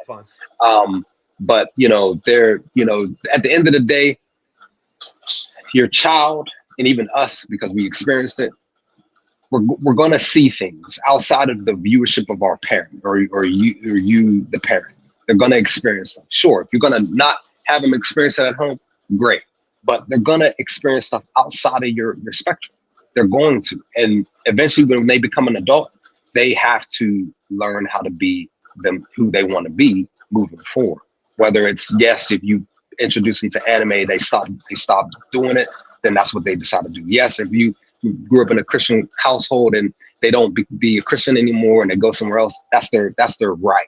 You know what I mean? So it's just like, that's why I'm saying, like, the humanistic experience is so unique, so interesting to me. And the anime realm itself is just so freaking dope, and so just like it expounds on that humanistic experience, from my opinion. And I love it so much. And like I said, I'm hopeful the next decade, 20 years, 30, we're still around, that we can still learn and grow in this life that we live, that we are privileged to live. Because I tell people all the time, I'm always just glad to see another day, because I may not see tomorrow. You know what I mean? I'm headed to Wichita in October, but I may not even get there. I don't know, but that's my hope. So, I'm just like, yes, sir. You basically surmised why I am so annoyed with people complaining about Daima, because we got real problems, bro. I'm not trying to get political here. There's a lot of people out there right now that don't have air conditioning. They don't have cell phones. They're living in a very tough situation. So if your priority is to bitch and bitch and bitch and bitch, again, I understand bitching once, but to bitch and bitch and bitch and bitch and bitch about a cartoon when you're supposed to be a fan of the series, it's just weird to me. It's weird to me, like you're not getting what you want, but you're getting something. I maybe it'll be good.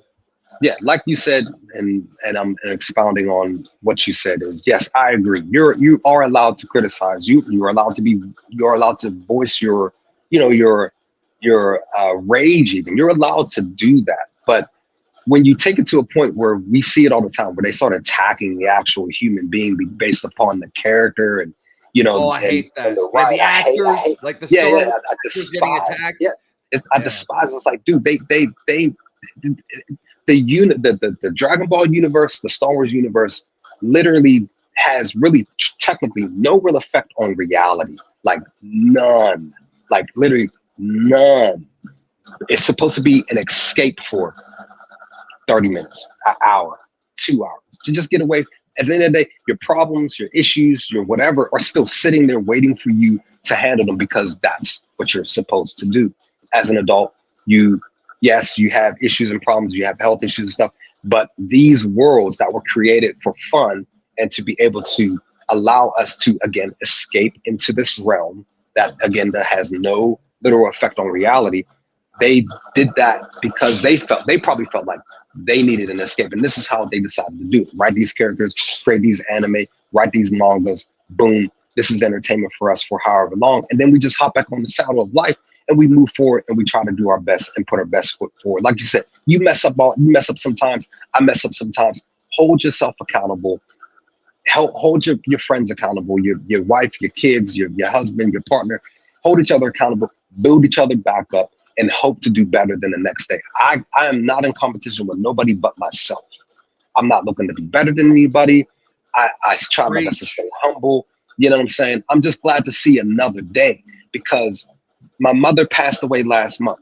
She could have passed away back in 2018 due to cancer back then, but she got a chance to see 7 extra years of her life.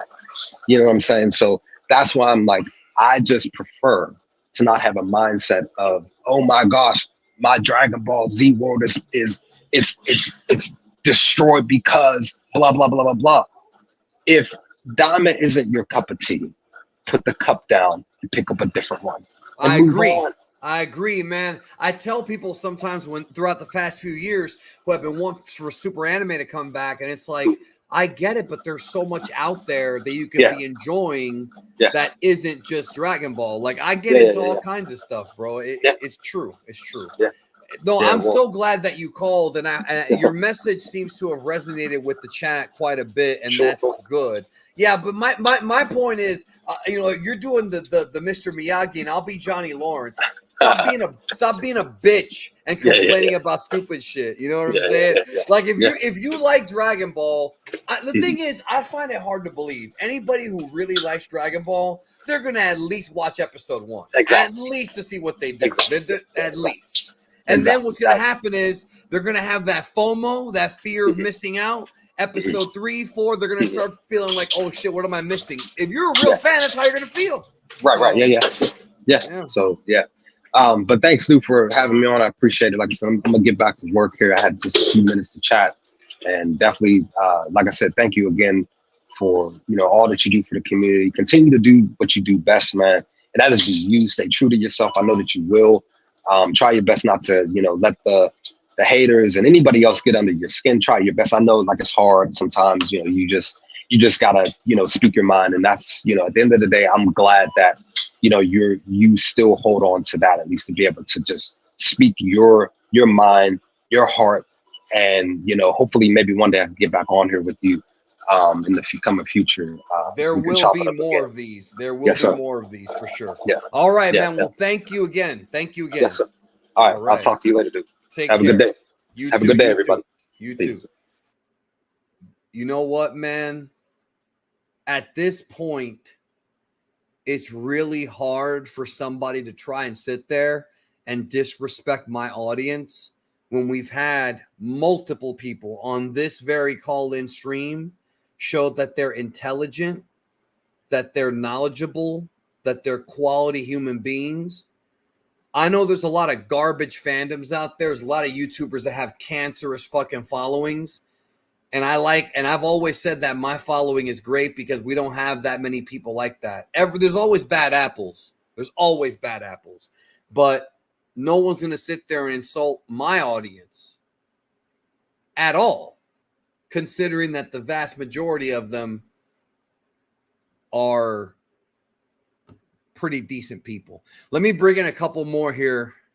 George, it's been a while. It's been a good long while. I'm sorry. I rolled over this morning, saw you were live, and said, "Let me chime in." I'll make this quick.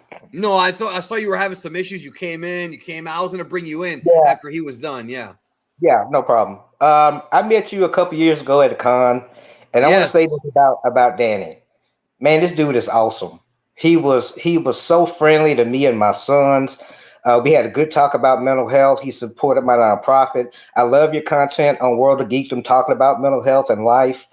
And in what's going on with Daima as far as fans being resistant to it, I think a lot of it is just where they are in their fandom.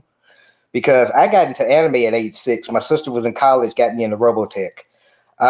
When I was 18 and 19, I managed the anime store, got hooked on Dragon Ball at that point. I was the guy that had to send you remember how we used to have to send the videotapes off to a fan subber and get them to, Of course. yeah, that's where I'm from. So, S. Baldrick Productions and Anime Labs. I wow, wonder whatever happened to those guys, man. I I don't genuinely know. wonder.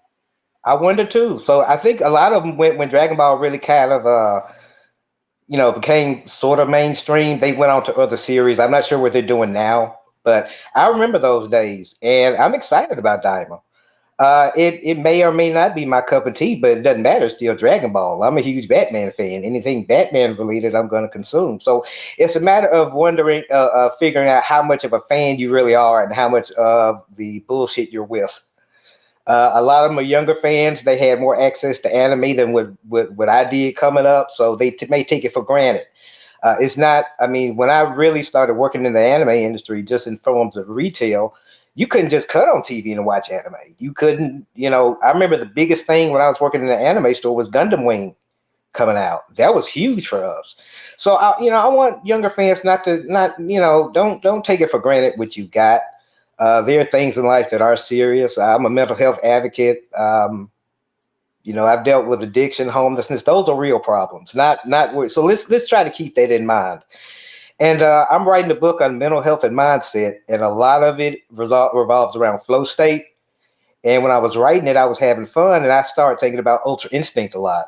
So I've been able to draw some cool parallels in my book that I'm writing with that. So that's one of the things I get from anime. That's one of the things that Dragon Ball has given me. There are times when I didn't believe in myself and I watch something and get inspired by Dragon Ball and it would keep me going. That's what you want to have as a fan. You want to have that sort of relationship with the media and with the people involved in it, and not a contentious one to where you're bitter and angry.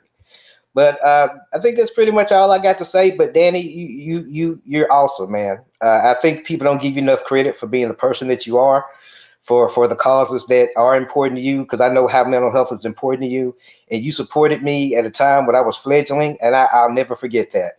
So fans, just try to enjoy it. If you don't like it, don't like it. But don't go out bashing the property or let alone bashing people that are actual living people that are bringing this to us, because we could not have it at all. Right, and first of all, I appreciate the kind words. I really do. And secondly, yeah, one of the things I've learned in the past couple of years is gratitude, the importance Right. of gratitude. Like I've got a couple of chronic illnesses that Me will too. not go away. Like I've got stuff that like I'm stuck with for the rest of my life until until science comes up with a cure. You know, I Right. have nerve pain and things of that nature I have to deal with every single day. And it does get in the way of my work. But like it's one of those things where like if you just sit down and just be grateful for what you have. I mean, we kind of live in a world now where you have, and again, it seems so silly and trivial, but it's not. You have air conditioning. Like I'm in an air conditioned house and I've got a refrigerator and I've got water. And it's like when you look at the rest of the world, a lot of people either don't have that or they have it in a much less, I guess, you know, in a lesser way. And I think that we Right. need to, I think one of the things that really helps is gratitude. I Gratitude, think yeah. if people sit there and they're more grateful for what they do have, instead of focusing on what you don't have, instead of crying about what you don't have, be thankful for what you do have and then set goals to get what you don't have. And then when you get what you don't have, you'll be happier. But then when you get that, be grateful for that too. You know what I'm saying? Right. Right, because I'm insulin dependent diabetic, heart condition. I'm probably on about 17 meds a day just to keep me alive. And Damn, man. when I Damn. wake up in the morning, I don't think, what do I have to do today? I think of it as, what do I get to do today? What work do I get to do today? What person do I get to meet today? Despite everything going on with me health wise, I still keep fighting. I still keep living. I operate with a sense of gratitude every day because I could be worse off. And when you talked about people not living with, people living in poverty, running water, lights, I mean, you don't even have to go to another part of the world. There are That's people true. living like that in this country. That's I've true. seen it. There are people without running water. There are people without air conditioning. There are people that don't have food, and that's people living here in the U.S. So we really have to make sure that we are fortified and not taking those things for granted. And so just enjoy it, Dragon Ball. Just enjoy it. If Diamond's not your thing, go back and watch some old stuff. I may go back and watch original Dragon Ball. I'm getting the manga, all that kind of stuff. Just use that as a point of pleasure in your life. Have a sense of gratitude. Keep moving forward. Keep progressing, and keep trying to be a good person, and the world will be a better place. That's a good message, man. That's a good message. There's been a lot of good messages on this stream. Yeah. So is that it? Yeah, I'm about to get up and get to work, man. You know, the work as a CEO nonprofit never stops, so I'm about to get my grind on. But I appreciate you, Danny. I hope to talk to you soon, and I appreciate all the fellow fans out there, man. Y'all have a blessed day. Yes, sir. Thank you again. Thank you. All right. Okay, let me get some of these super chats here. I didn't mean to be negligent on them. These calls have been very, very good. Very, very good. Let me get these super chats here. Thank you so much, Clark Vibes. That was earlier. I appreciate the kind words. Dark says, Geekdom, have you ever watched The Boys? I saw the first 3 episodes of season 1, but I never got to follow up. I probably shouldn't I, considering there's a lot more out there right now. Xavier says lesbian headband shouldn't get a season 2. Leslie Headass is what I call her. And excuse me, based on the viewership numbers, I don't know if she will. Listen, we could sit here and make 10,000 videos about why Star Wars sucks, and Lucasfilm won't give a damn. They will not care. But if we actually don't watch it, if the viewership goes down, the numbers reflect with that company. Ultra Instinct Goku Black. Geekdom, what do you want to see happen with Black Frieza? I want to see everybody team up against him and fight him. That's what I want to see. I want to see a bunch of people team up against him and fight him. So, but who knows when that's going to be. Let me get this last person on here. Speedian, can you hear me? Yes, sir. All right, you're doing, man. Oh, there you are. All right. Yeah, I don't know if you can see me because it says that you can. Yeah. Well, I knew I was down. I didn't want to be distracting you while you were talking. No. I could see you down there, but I can't hear you. I Oh, can okay, only hear whoever's fair in. enough. Yeah. It says like mute and stuff, so I don't know how this works from this end, right? Yeah. This is my first time actually taking public calls, so Oh, okay. yeah. But I'm having a good time. I'm going to do this again sometime. I'm having a good time listening, man. It's hard to follow these guys. Yeah, well, that's okay. Well, what's on your mind? Well, talking about Star Wars, and that's triggering.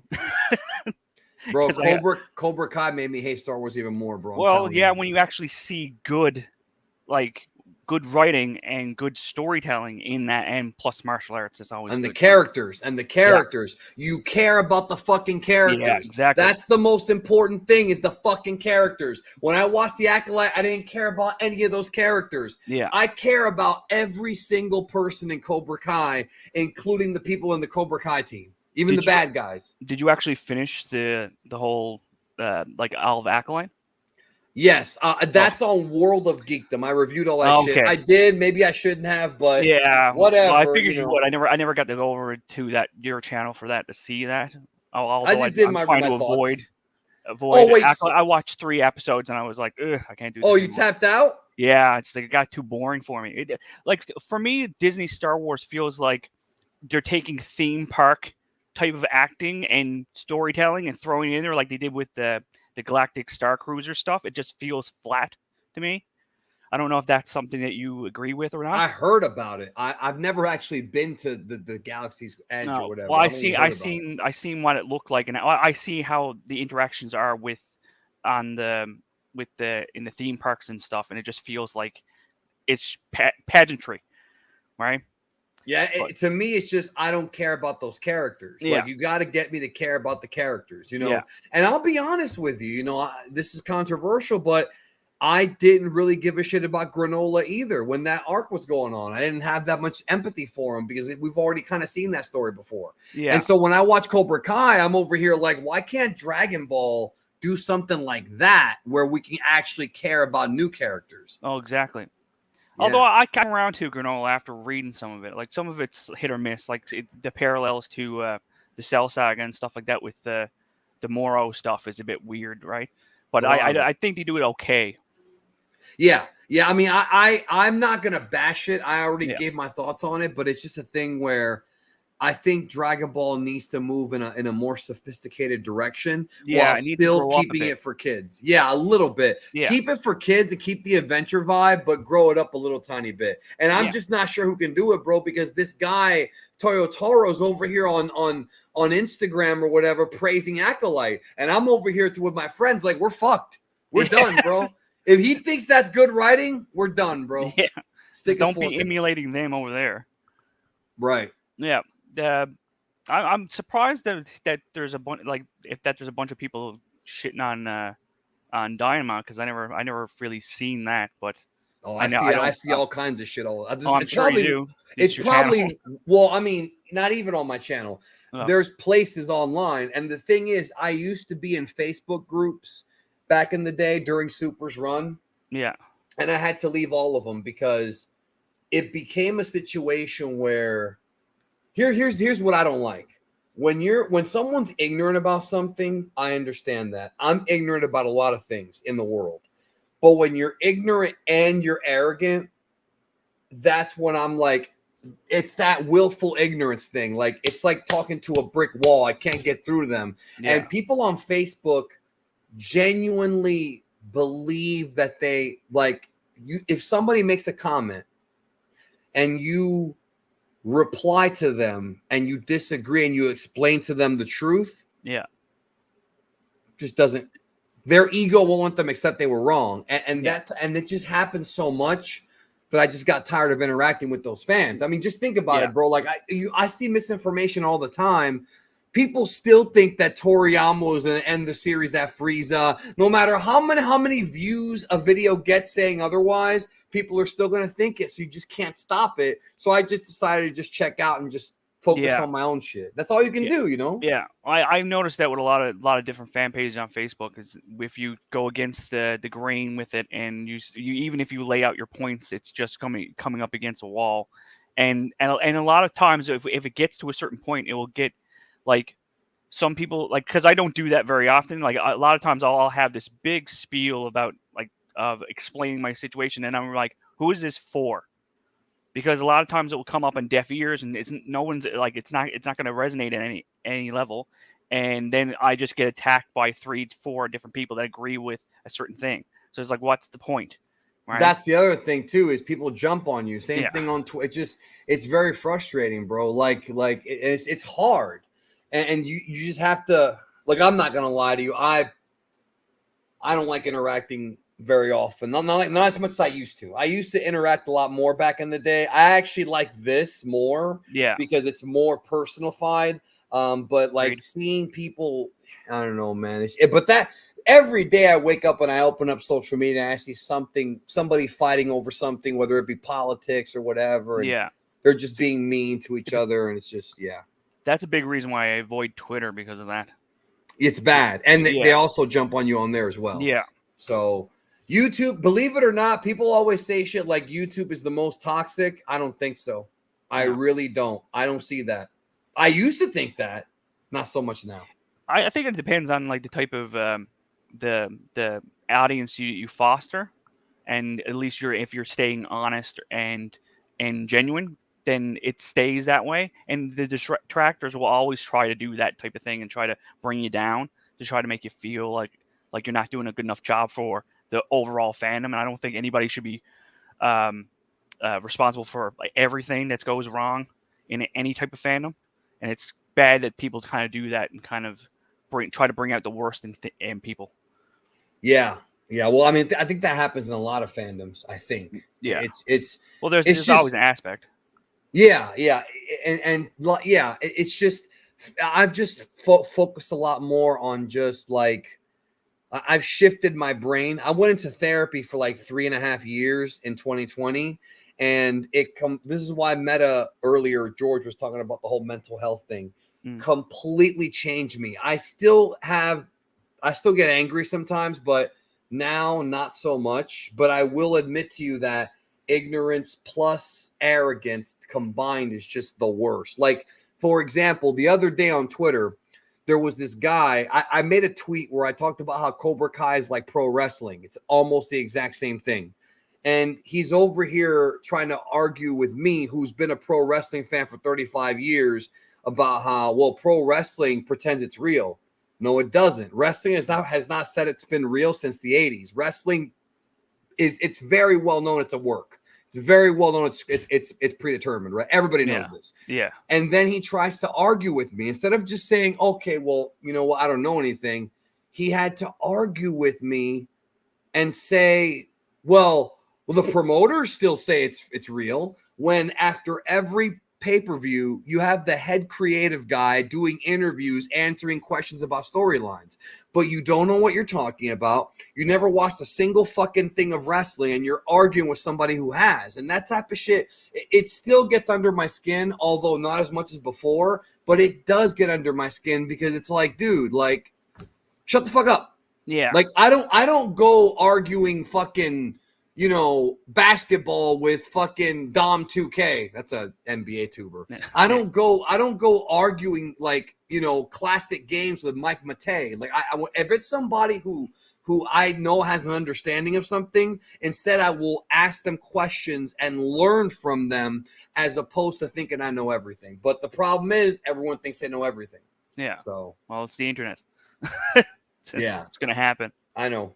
What was on your mind, though? Do you have anything on your mind about Dragon Ball? Yeah. Oh, it's like wondering, like, where would you like to see the gaming space go in terms of Dragon Ball? Like, we got Sparking Zero coming out. That's a big one. And that's a big thing for me, mainly just because it's coming to PC, right? That's what I'm getting it on PC too. Yeah, I love modding. So, like, I love to see what comes out and what's going to happen, because it's like, you know, I don't know if you feel this way, but like over the years, like there's always been like a lack of certain costumes that certain people wanted, and a little bit of customization. I want to see that. Also, I really kind of wished it was a character creator that was going to be in it, so you can kind of mix your own character in with it and take certain moves. But that's just me. Yeah. Well, I mean, they've got that what if creator, and that is an interesting idea, because that could actually be cool. but it could also be cringe at the same time. You know what I mean? How they have like a what if creator. Like I'm Yeah. curious about how that mechanic's gonna work. Well, like I wonder if they're gonna add it so that you can actually add voices to it instead of just having text bubbles. That'd be awesome. Yeah, because if they allowed you to be able to do that, then people can just come in and do voices for characters and stuff like that. And maybe you could actually add in your own characters if you wanted to, if you did modeling and stuff like that, right? That'd be that's something that like I want sports games to let you do too. Because when you do a wrestling game or a basketball game or whatever, the only sports games I really play are like football, basketball, and wrestling. I'm not really into tennis games, although I do have Mario Tennis. I'm not really into FIFA. I'm not saying it's bad. I'm just saying I don't play it. Maybe I will like it, but like I like when you can create a player and then like put them through college, then through the NFL. Like I always love that. Have a journey to go. That's why I like fight. But they always have pre-recorded voices, not like original voices. Now with AI, you can do anything with AI now. Yeah. You know? One of the things I do want them to go back to in terms of the gaming thing, because I'm a big fan of like Legend of Super Saiyan for Super Nintendo. Oh, the RPG? Yeah, the old RPG for Super Nintendo. And that you know what that is. What? I said you popped me that you know what that is. A lot of fans have never played that game. Oh no, man, that's terrific. Well, of course, like I can understand it's in Japanese. I had to get a translated version to play it. Actually, I did originally play it all in Japanese. That was a bit harder though, trying to figure out where he had to go. Same thing with Hyper Dimension from back in the day. But well, like Hyper Dimension was easier, but yeah, it's a fighting game. Yeah, but I just want to kind of go back to that because I didn't even realize there was games like for Super Nintendo. It was in the same ilk of those, not Super Nintendo. I mean NES. Super Gokuden and shit like that. Well, yeah, there's those ones, but there's ones that are just like the Legend of Super Saiyan ones, like 3 of them that goes through. That's right. Android, Sega, and stuff like that. Yeah, Saiyan, Frieza, and Android. Yeah, Dragon Ball Z 1, 2, and 3. Yeah, Dinzo Ningen. Dates me more than talking about Nintendo games. But no, it's all good. A lot of people have, and you know this. Yeah. Most Dragon Ball fans have never played these games, and I'm going to be real about this. A lot of those old games aren't that good. I'm just gonna keep it real with you. I'm gonna keep it real. A lot of them, they're not saying they're all bad, but like it's hard to go from like Xenoverse to go playing that game. Yeah, obviously going back is gonna be a problem, right? Yeah, but that's why I want to see something new because that's kind of what I hoped Kakarot was gonna be like. A bit more agency over the story as it went through it, instead of just being on the same linear path with a couple of extra things that you can do. To have some type of deviation. That's why I like what they're doing with Sparking Zero, where you actually have like some choices that deviates things, like making Goku go Super Saiyan at the Vegeta fight. Like they actually have some variation, something interesting. Because everybody, like not everybody, what if stories? But a lot of people complain about how like, oh, it's just the same story over and over and over. I'm one of them. Yeah. I'm tired of Raditz Taboo. Give me some what ifs. Give me some alternate universe, alternate timeline shit. That's what I would like to dig I wouldn't into. even mind something outside of it, right? Like Heroes, you mean, right? Something like that? No, that's really outside of it. No, I mean like just play with the concept. Like I came up with a concept for something because when I was writing like earlier. And it's Dragon Ball Generations, and generally takes place with the general story already happened, but it takes place millions of years in the future. So it's all like people evolved, and it kind of takes like the Invincible thing, where eventually, like in the comic book Invincible, eventually humans all like splice in with Viltrumites, and then they all have the DNA. But at this point, it's this million years in the future, and Saiyans have that, and they've all diverged all over the universe. So there's all these different like subsects of Saiyan bloods that have different abilities over like obviously years of evolution. So they all have different, like, because it's coming up in Super and stuff now, where they have like Vegeta's blue evolution, and you got Gohan Beast, and then they all have these variations that seem to be vastly different from each other, right? So it'd be cool to kind of see like what's that on steroids, right? Right, and so, something plain original that's outside, but playing within the same sandbox. No, it's very original because you're talking, but it is similar to Dragon Ball Online because Dragon Ball Online was many years in the future, and like Ten Shinhan opened up a martial arts school, Gohan opened up like an academy, like all that cool stuff. It's just weird, but we never got that game. So. Yeah. Well, never did. I'm just always hoping that might come to be, right? Something that you It's can play with the universe and still, still. it's Because I it's also like always the thought of Raditz going back. taboo. Oh, sorry about that. No, I was saying it's always Raditz taboo. That's all I was saying. Go Yeah, ahead. but it's like I just like this. I almost take the original, the original like timeline, let's say, and it would be something like almost like archaeological things. So they had to go back in order to learn stuff so they can do things in the future, that type of thing. So just playing with it. I love the same thing with the Star Wars universe. Like I love the Star Wars universe, but I don't think a lot of times, like my favorite Star Wars story was like the Knights of the Old Republic games. Right? I Yeah. thought they were the most Star Warsy thing, or even over the actual They're films. still legendary. Yeah, and that's why I was worried with that. Leslie Headland was saying, I want to make a Knights of the Old Republic things. No, stay away. Do Yeah. not do that. No, stay away Right? from Star Wars, please. Yeah. So, and I agree with you in terms of if you don't like something, just back away from it and not feed it. Well, the beast. I'm hoping that with Daima, because I had heard a while ago that they were gonna do an RPG that's a Daima RPG. Now I don't know what that means. I don't know if it's gonna be like, Dragon Quest style or what, or like Legend of Super Saiyan, Super Saiyan Densetsu. I don't know if it's gonna be like that, but I think the way Daima's gonna go could open up a lot of possibilities, because I like how if we're gonna get Sparking Zero, which is going to be the competitive combat fighting game, the next Dragon Ball game needs to be something different. Not a competitive combat game. Make it, or even do an adventure game, like a beat 'em up, like, for example, Advanced Adventure, which I fucking love, or Legacy of Goku. We had these types of games throughout the years, but it seems like all they make now is fighting games. I mean, we had Fusions, and that was cool. I actually enjoyed that game for a while. Yeah. But the point is that I think they're leaving a lot on the table, because, yeah, you're always going to have your Dragon Ball fighting games. Everybody wants them. But I do want different kinds of games, like different genres and shit. Yeah. Well, it's that those type of things is like why I liked Kakarot, at least initially, because I seen that you can change your BP up in the corner regardless of your level, right? So at the beginning of when I was playing that game, I just made Piccolo like super, like over Raditz's power level, like 1000, and I figured like I was naive to think that might actually change how the narrative might be.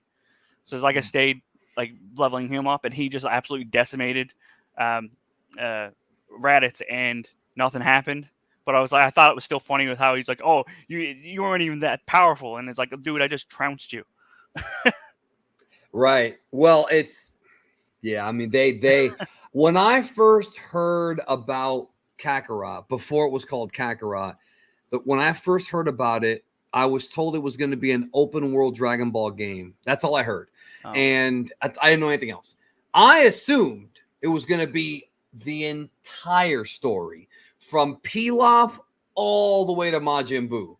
And that, I don't see why they didn't just do that and just keep the same mechanics. Goku can use the cloud instead of, flying with his body until he becomes an adult. You know what I'm saying? Like that would have been a perfect chance for them to do something like that. Instead, they gave us Dragon Ball Z Kakarot, which is just the Z story, then a little bit of the Resurrection F and Battle of Gods as DLC, and then they went back to the 23rd tournament. It would have made more sense to me if they had done the whole, because the game's called Kakarot, it's about the life of Goku. Exactly.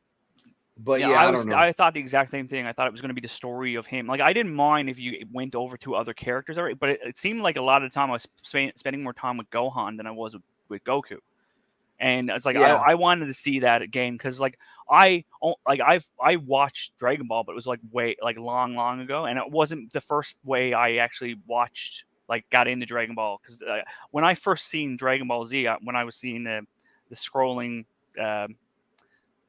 like the cable guide thing, it said Dragon Ball Z, and I took it as like Dragon Ball 2. It was like, what is this, a sequel? So you had seen original Dragon Ball before Z? No, I seen the original Dragon Ball, like bits of it, because I came in out of order, so I didn't know what the hell was going on when I was a lot of a people kid. did. And then I seen Z, and then it did the little bit of backstory. Then I went back and watched it, and I watched it kind of like, I think it was after the Saiyan Saga, but none of that really referenced what was going on in that at the time, and I never really, like, I only sporadically went back to kind of do reference checks. Right. So Yeah, so, I mean, like my I was buddy, like he you. really loves Dragon Ball. Like he dies for it, and I came in at Dragon Ball. And that's where I'm kind of more into. But I obviously respect. I liked what they did with Super when they did the Tournament Power because it became less about power levels and more about the techniques and how they used it, and it made it more about the cerebral aspect of how they were going to get around doing it rather than just raw power. Although that is an aspect of it. Well, for So I Jiren, it respected it. definitely is. Yeah. Yeah, they could have done more with the TOP. I mean, it's still my favorite anime arc of Super, but they could have done more with it. You know, the idea that Jiren's just sitting there meditating for half the saga instead of going out there and throwing some motherfuckers out, to me is just really weird. But there were little problems I had with it, but it was still better than the majority of well, I think it was the best arc of Super. The thing is, like, with me, though, when it comes to that, I was similar to you in that I saw bits of Dragon Ball. Then I saw Z Ocean dub. And then what's kind of saved my life, not literally, but what really changed everything was getting on the internet, which I didn't have at the time, high speed. Then high speed came along because I am old. This was in the early 2000s. Somebody online had recorded and uploaded the entirety of original Dragon Ball, recorded from a channel in Hawaii called Nippon Golden Network. I still got these. And that's how I was able to watch all of Dragon Ball. The quality was not very good. I posted pictures like years ago of it. It's not very good video quality, but I got to see the entire show. And had I not seen that, I would have been more confused. You know what I mean? I would have been more confused. I do my Twitch streams on Saturday, and there's a guy that comes in and often he's never seen original Dragon Ball, and he's so confused about Piccolo and Kami. And I'm like, dude, it's not that complicated. But at the same time, if you've only seen Z, there's going to be a lot of questions that you're going to have. Same thing with like, where did Tien come from? Like all these characters. So I'm very against the whole skip to Z thing. I actually despise it. I really do. It's like reading a book and skipping to chapter 5, you know? Yeah. Oh yeah, I understand. I think they do it fairly well though. Like they don't leave you completely cut and dry. I agree, like, not completely. right? I agree with that. Like like I never ever had that issue with any of those characters. Is like it's an ensemble thing. They're like if you want to know backstory, you have something to go back to figure it out. It's not out of reach. But, well, people just think that Yamcha and Tenshinhan are jobbers, and maybe they became that because Nappa was so overpowered, but they actually were important at one time. And plus, you're missing a lot of the really good fights because I will stack the 3 tournaments of Dragon Ball. You could take those tournaments and put them up against anything from Z and Super, and they'll be just as good, if not better. That's how good this shit is. Yeah. And the reason why I get upset is because A, you're missing half the story, and B, people are missing quality shit just because they heard or they don't know that's necessary. Again, it's like opening up a book and starting in the middle. You might be able to figure it out. I'm not saying you can't, but you still don't really get the full story. That's my whole thing. And I've been fighting that fight forever, and it's an uphill climb. So yeah. Well, I think it's better to fill in the gaps especially if you're confused. Right? Well, just go back and see it so you know all what's going on. But it's like I think the first thing I seen from Dragon Ball, and it was completely out of context, was Goku blowing up Ox King's car. Oh yeah, that was like an early episode. That was like episode 7. So you're not gonna learn this Goku, and he's blows up the car. And I was like, okay. Was that the dub in like the 90s, 95, 96? Yeah. Is that what we're talking about? Yeah. Yeah. Dragon Ball. Yeah. I actually like that song. But so where do you see Daima going? Because I have theories. What are your theories? Because I have a video coming out tonight about where I see the ending of at least the Demon arc going. I think I do want to say this. People have been asking about Super still, strangely enough. There is a possibility. I'm not saying it's confirmed. I'm not saying it's going to happen. There is a possibility that Daima's not that long and that Super will pick up right after when Daima ends. But we don't know that. No, literally nobody knows how long the show is. It could be 30 episodes. It could be 50. It could be 100 episodes. Nobody has any clue.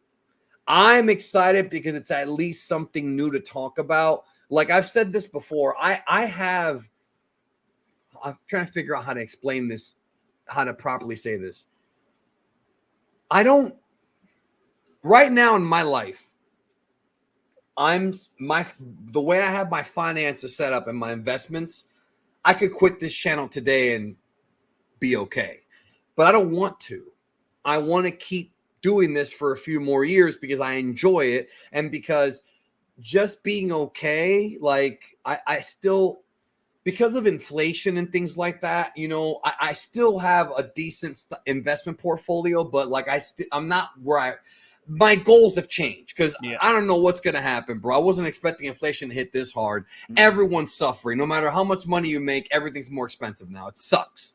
Dude, a Big Mac meal is like $8 at McDonald's. I remember when it was $3.99. You know what I mean? Like, and that wasn't that long ago. Yeah. But as a fan, Daima's going to give me kind of what I want. As a businessman, it's going to give me something to talk about because I barely even upload. Like, I do not even I used to upload every single day. Now I upload maybe 2 or 3 times a week, not because I don't want to do it, but because there's nothing really to talk about. And I've got historical videos too that I have in the can ready to go, but I'm going to wait till later in the year when the CPMs go up so I can get the full value of those videos.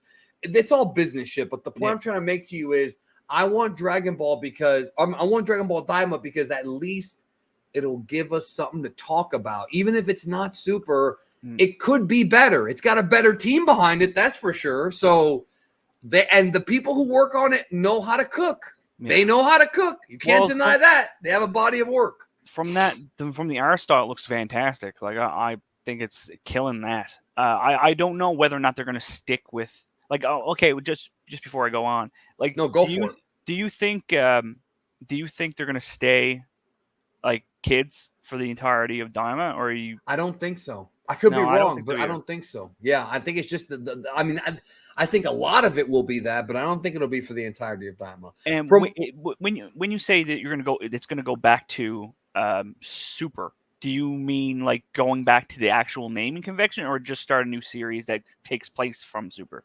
Well, I think, and this is now I want to clarify this. This is just speculation. This is not any information. I talked about this in a video that I put out last December.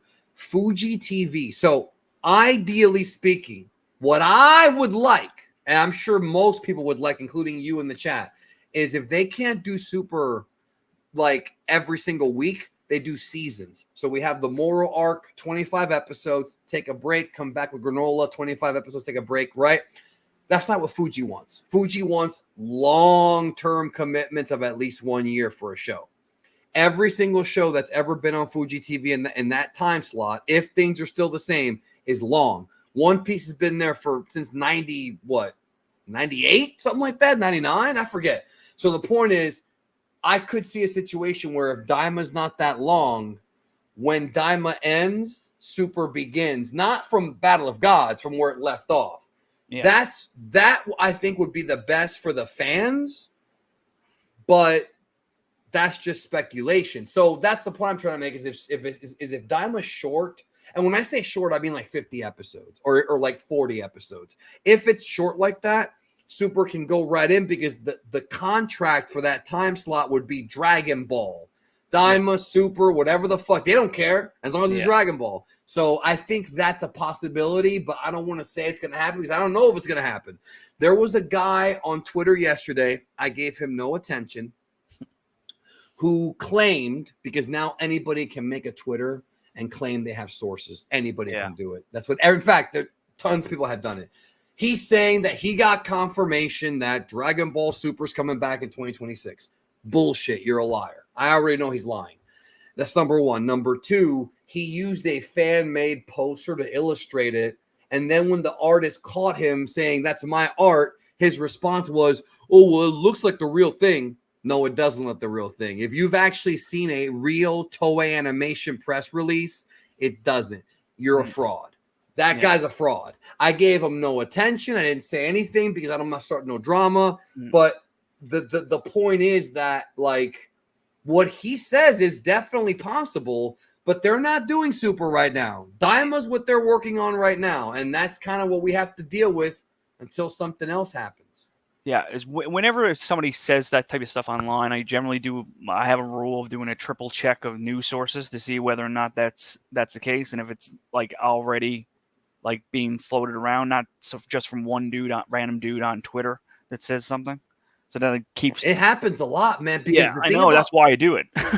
right. Well, Dragon Ball fans, and God bless them. I'm not saying this is a bad thing, but they've been thirsty for a while, Oh, yeah. and they really want more stuff. And anytime somebody even gives an inkling of something new, they freak out and they start to believe that person. Dude, you could start a Twitter account tomorrow and claim that you have inside sources, and somebody will find you and retweet. I'm telling you, it's the easiest way to get it's such bullshit, because then when it's bullshit, it makes the rest of us look bad. And I hate that. And plus, you're lying to people. You know, that's the issue, is you're lying to people. You're just trying to do it. Like people like you who actually follow the sources have to rebuttal those things over and over and over and over and over. And again. I don't want to have to do that. Yeah. You know, I don't. It is a waste of time, and it's annoying because people keep falling for it. You know, it's funny because this made me laugh. Back in September, when I did the stream where I announced Dragon Ball Magic, Goku, Supreme Kai are going to be kids again. Yeah. That's bull. There's no way they're doing that. I have a friend of mine that went to the New York Comic Con, and they were in line. They were like, and they overheard somebody say, "You heard about that magic shit?" Yeah, they're not doing that. Okay. But of course, let's not forget, I'm a fraud. I never got anything right. I just make everything up. All right. Yeah.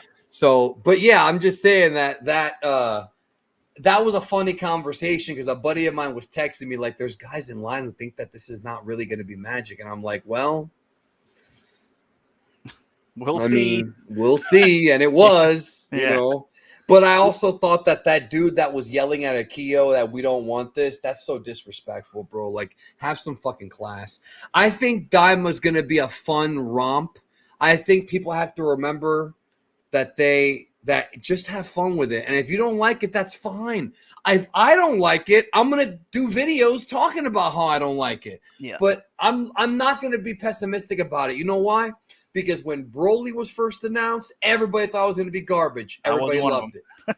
Hey, I don't blame you. Yeah. Superhero. We didn't want that. We wanted cooler. Everybody, oh man, Gohan Beast, the boy's back. And it's like every single time, people always, it's the same shit. This is garbage. Then when they see it, yo, this is great. This is great. Yeah. And it's like, dude, just wait and let's see. So what are your theories? Enough about me. Yeah. I just think in terms of where this series might go, and this might be wishful thinking, because I remember seeing, because I was rewatching the universe. Okay, no, I'm spacing on 6 and 7 tournament that they had. Right? Say again? The tournament. The tournament they had. And the Omni King showed up at the end. Yeah. When they first met, Kaba. Did my things freeze? Your face is frozen, but I can still hear you. Okay, I'm going to turn that off. Yeah, turn it off, turn it back on. Let's see if it fixes it. No. That's fine. Yeah, you're the last caller. Yeah. It's okay. Now I got to. Okay. Yeah. I can still hear you. They see Kama, and they're talking about like that Planet Sazala still exists, right? And I always thought that you probably use the Super Dragon Balls to bring back Planet Vegeta, like they did Planet with Earth. And I think this might, because they're doing these callbacks and GT and stuff, that might be a call, like because like he doesn't have a tail. So how would, like, in terms of a Super Saiyan thing, how would he go Super Saiyan? Wait, who's he? Like, Goku? No, Kaba. Like Kaba don't. They've already got to a point where they don't have tails anymore. Right. Yeah, they evolved, and they're still Saiyans, so they should be able. Like, if they're going to do a Super Saiyan 4, say, like, we'll go under the premise that Daima is like this, like soft launch of GT again, and then they're going to reintroduce Super Saiyan 4, and now I'm losing my train of thought.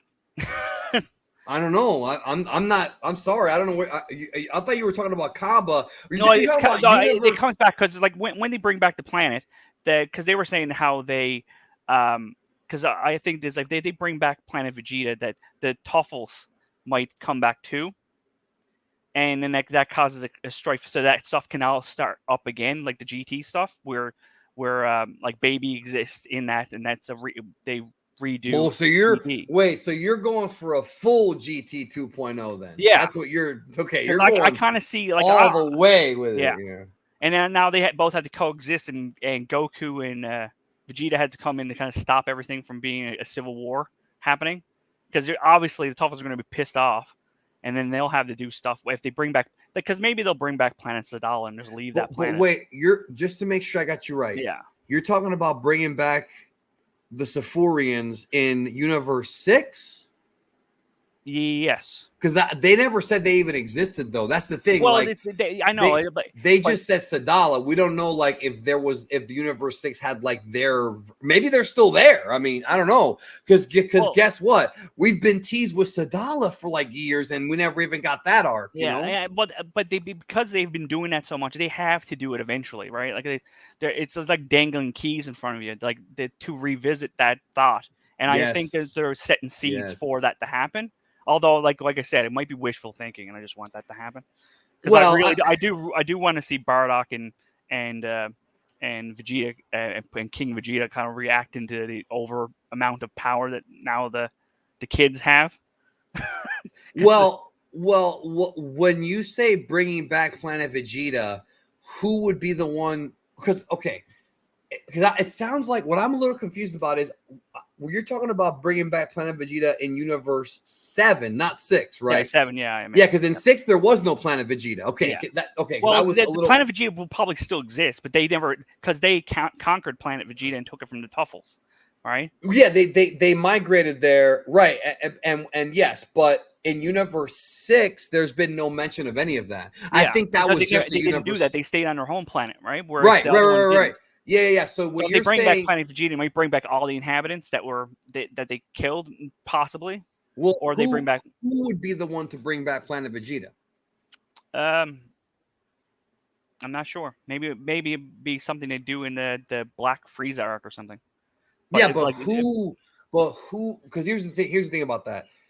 Nobody benefits from Planet Vegeta coming back. Goku doesn't benefit. Vegeta doesn't benefit. Frieza doesn't benefit. So that's my question. Like, why would somebody bring back Planet Vegeta? The Saiyans were mostly evil. They were mostly assholes. You know, there were some good ones. I mean, that's true. But like Vegeta multiple times has said, in fact, at the first conversation he ever had in the series, he said he never wanted to reproduce, to have a bunch of Saiyan kids running around because they didn't want to be overthrown by other Saiyans. That's something that he himself said. So like, who would be the one to bring back Planet Vegeta? Because I feel like if they were going to do that, they would have done it already. You know what I'm saying? Well, I think it would be one like Goku or Vegeta would do that when but why? Because Goku doesn't want to fight a bunch of weak guys. Well, I'd say it might be just like Vegeta thinking, because of the fact that like if he goes to actually show Planet Sadala from 6, that they might actually he might actually get some. Like maybe we should bring back our planet and then do it that way, right? So you're saying he goes to Sadala and he has a little adventure there or whatever, and that inspires him or whatever to bring. Wait, I think are you still there? Yeah, I'm still here. You were back for like a second. Okay, but so you're saying he goes to Sadala, they have some adventure, and then that inspires him to bring back Planet Vegeta in Universe 7. Yeah. Yeah, but the problem is that the Universe 7 Saiyans are weaker and they're assholes. There's no point in him doing that. They're no contest to anybody right now. That's my point. Yeah. Yeah, Vegeta's over here trying to show them a better way. I feel like why? But he doesn't care. He doesn't care. Vegeta, he said multiple times, I don't care. He has said multiple, you got to reread Dragon Ball, brother. Multiple times he said, I don't care about my race anymore. He doesn't care. This is something a lot of fans get wrong. When Vegeta calls himself the Prince of all Saiyans, a lot of people seem to think that the Prince of all Saiyans is him having some kind of memory for ruling over Saiyans. That is not why he calls himself the Prince of all Saiyans. He calls himself the Prince of all Saiyans because he has a small dick And I'm saying that in a funny way, right? Oh, you're back. Yeah, I don't know what you just did, but you're back. I was fixing things too while you're talking. It's because he feels so inferior to Goku that he has to refer to himself as the Prince of All Saiyans over and over again to make everybody understand that he's an elite and that Goku's a low-level guy, but he doesn't care about the Saiyans. He said that like a bunch of times in the Frieza saga, like a bunch of times. I know, but like he's had a giant character arc over the course of the entirety of the series, right? And he him still going to has Sadala might do something, but like I said, it might be wishful thinking, right? Because like I know that he said that over the years, but he's also big on bravado, right? I don't need anybody but me, only my power type thing, right? So like, and it might not just be him; it might be just like, why not do it? Like, it's not like maybe like they'll see that having power is not conquering over others. Maybe it's some story arc type thing. Because I just feel like thematically that like Dragon Ball was a lot about like second chances because there's so many characters that were evil and then became good and all that type of stuff. So it might be something that can happen. And then having some giant, like big threat that they might have to have something to do. Because I don't know if you've read the comic Dragon Ball Kakame, No, but a lot of people tell me to check it out, but I haven't had it's a solid. chance. It's really solid. Obviously, it's good, take it with a grain of salt. Right? No, of course. Right. Yeah. But it's really solid. And they kind of go into that with Planet Sadala, and there's a huge multi-universal war that's happening. And then they had to train everybody up, and Vegeta goes over to Planet Sadala. Well, I've always wanted something like that. Yeah, for sure. So like, and I feel like there is parallels from what they already bring back Earth for Universe 6, so then they might do it. But like I said, it's probably wishful thinking. I probably am wrong, but I mean, I like to see it, right? No, right. I wouldn't say wishful thinking or you're wrong. I wouldn't say that you're wrong. That it would be, to me, if you're gonna bring back the Saiyans, it would have to be like, if you're gonna do that, right? If you're gonna bring back Planet Vegeta, because of how much growth Vegeta and Goku's characters have done for so many years, it can't be them. Now, if there's another character that you could introduce, or maybe somebody from Universe 6 who wants to bring back Planet Vegeta to create like an army of Saiyans, like your idea, I think, my opinion, works better is if somebody, okay, here's the way I would kind of take your idea and no worries. So they go to Universe 6, and while all that shit's going down, they're training like Kale and Caulifla and them. One of the Saiyans on Planet Sadala finds out that Planet Vegeta was destroyed, and then he sees how strong Goku and Vegeta are, and then he's like, they'll never listen to me here, but maybe they'll listen to me because they're weak and I'm stronger than them, but I can then raise them up as my own. So then that new character, it's basically a Saiyan from Universe 6 who's not Goku and Vegeta. I feel like the perfect person to fit into that role would be Frost. It could be Frost. It could be. It could be over there and do that. And it's like they have already been subjugated by Frieza. It's another one. We got to go under them.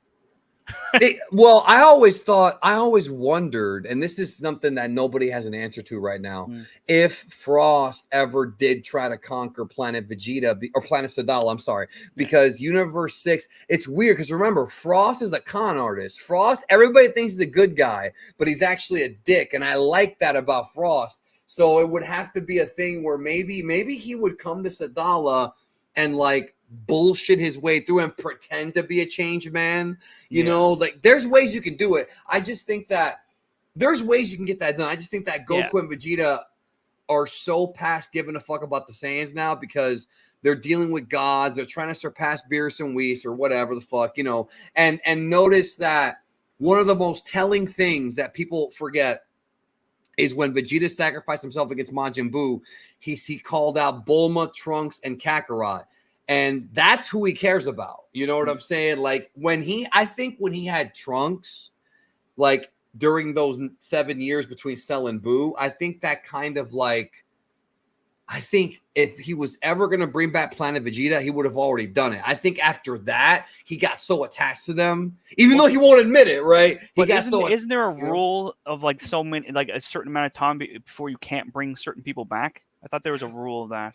Well, two things. One, the whole thing with you can't make the same wish twice. That we know. But you to bring back a large group of people over a year's time, you can't do it. However, the Dragon Balls were upgraded by Dende. Oh, fair enough. So yeah, they were upgraded twice because remember his Dragon Balls first you got 2 wishes, then you got 3. So I do think that his current Dragon Balls, like the ones they have like in the Buu Saga, I think those could probably do it. Oh, okay. I think like we have never seen Yeah, it, so yeah. I mean, your guess is as good as mine. You know what I'm Yeah, saying? okay. Because that's why I said the Super Dragon Balls being something, because be a necessity or something. Well, like they that, did. too. That's a good idea right there where you just said use those. But also, don't forget that there also might be Dragon Balls on the Universe 6 Namek. Because we know about fucking Yeah, fair enough. there's a lot of that's the thing. When Yeah. when the granola arc happened, that kind of opened the door because if there's Namekians all over the universe, there could be more Dragon Balls and planets we've never even been to before. Yeah. And that's where Super should go. If you're going to stay in Universe 7, what if Frieza finds another set of Dragon Balls somewhere else and then we got trouble? You know what I mean? Yeah. Like, there's a lot of ways they could blow this story up. It's just, here we are It's fun in to 2020. speculate. No, it is fun. I'm having a Yeah. good time talking to you about it, but it's a bummer because Toriyama's gone. Yeah. And look, I'm going to say something right now. Please do not get mad at me, chat. I'm just going to be honest with you. I don't trust Toyotaro, dude. I just don't. Like, I'm sorry. He's not that good of a storyteller. He's not like Toriyama. I know some people love this guy. I'm not saying he's the worst, but I just don't think he's the guy, bro. I just don't. I know Toriyama liked him before he passed away, but I just don't think he has the vision. I think a lot of the stuff that you're talking about, Kakume, the fans coming up with shit, there's a lot of horrible fan theories out there, but there's a few that are really good. And I would love to see that type of shit, but Toyotaro, I don't know, man. He hasn't won me over. What would be a substitute? Like, not a substitute, but what would be your pick? Oh, fuck. See, that's hard. And I can't pick myself. So The lesser two evils type of scenario, right? Well, that's the thing. Maybe Dragon Garo Lee, maybe Naho Ishii, maybe Yusuke Watanabe, because Watanabe was the guy who wrote the original script for Battle of Gods before Toriyama went in and fucked with it. And that was the script where Beerus was a virus and was infesting people with evil. And I like that idea. It's kind of babyish a little bit, GT babyish a little bit, but like, I think he had a good idea. And I know, I'm going to be honest with you. Even though it might look stupid, I kind of like the original Super Saiyan God concept where it's supposed to be Super Saiyan 4 with gold hair and a cape.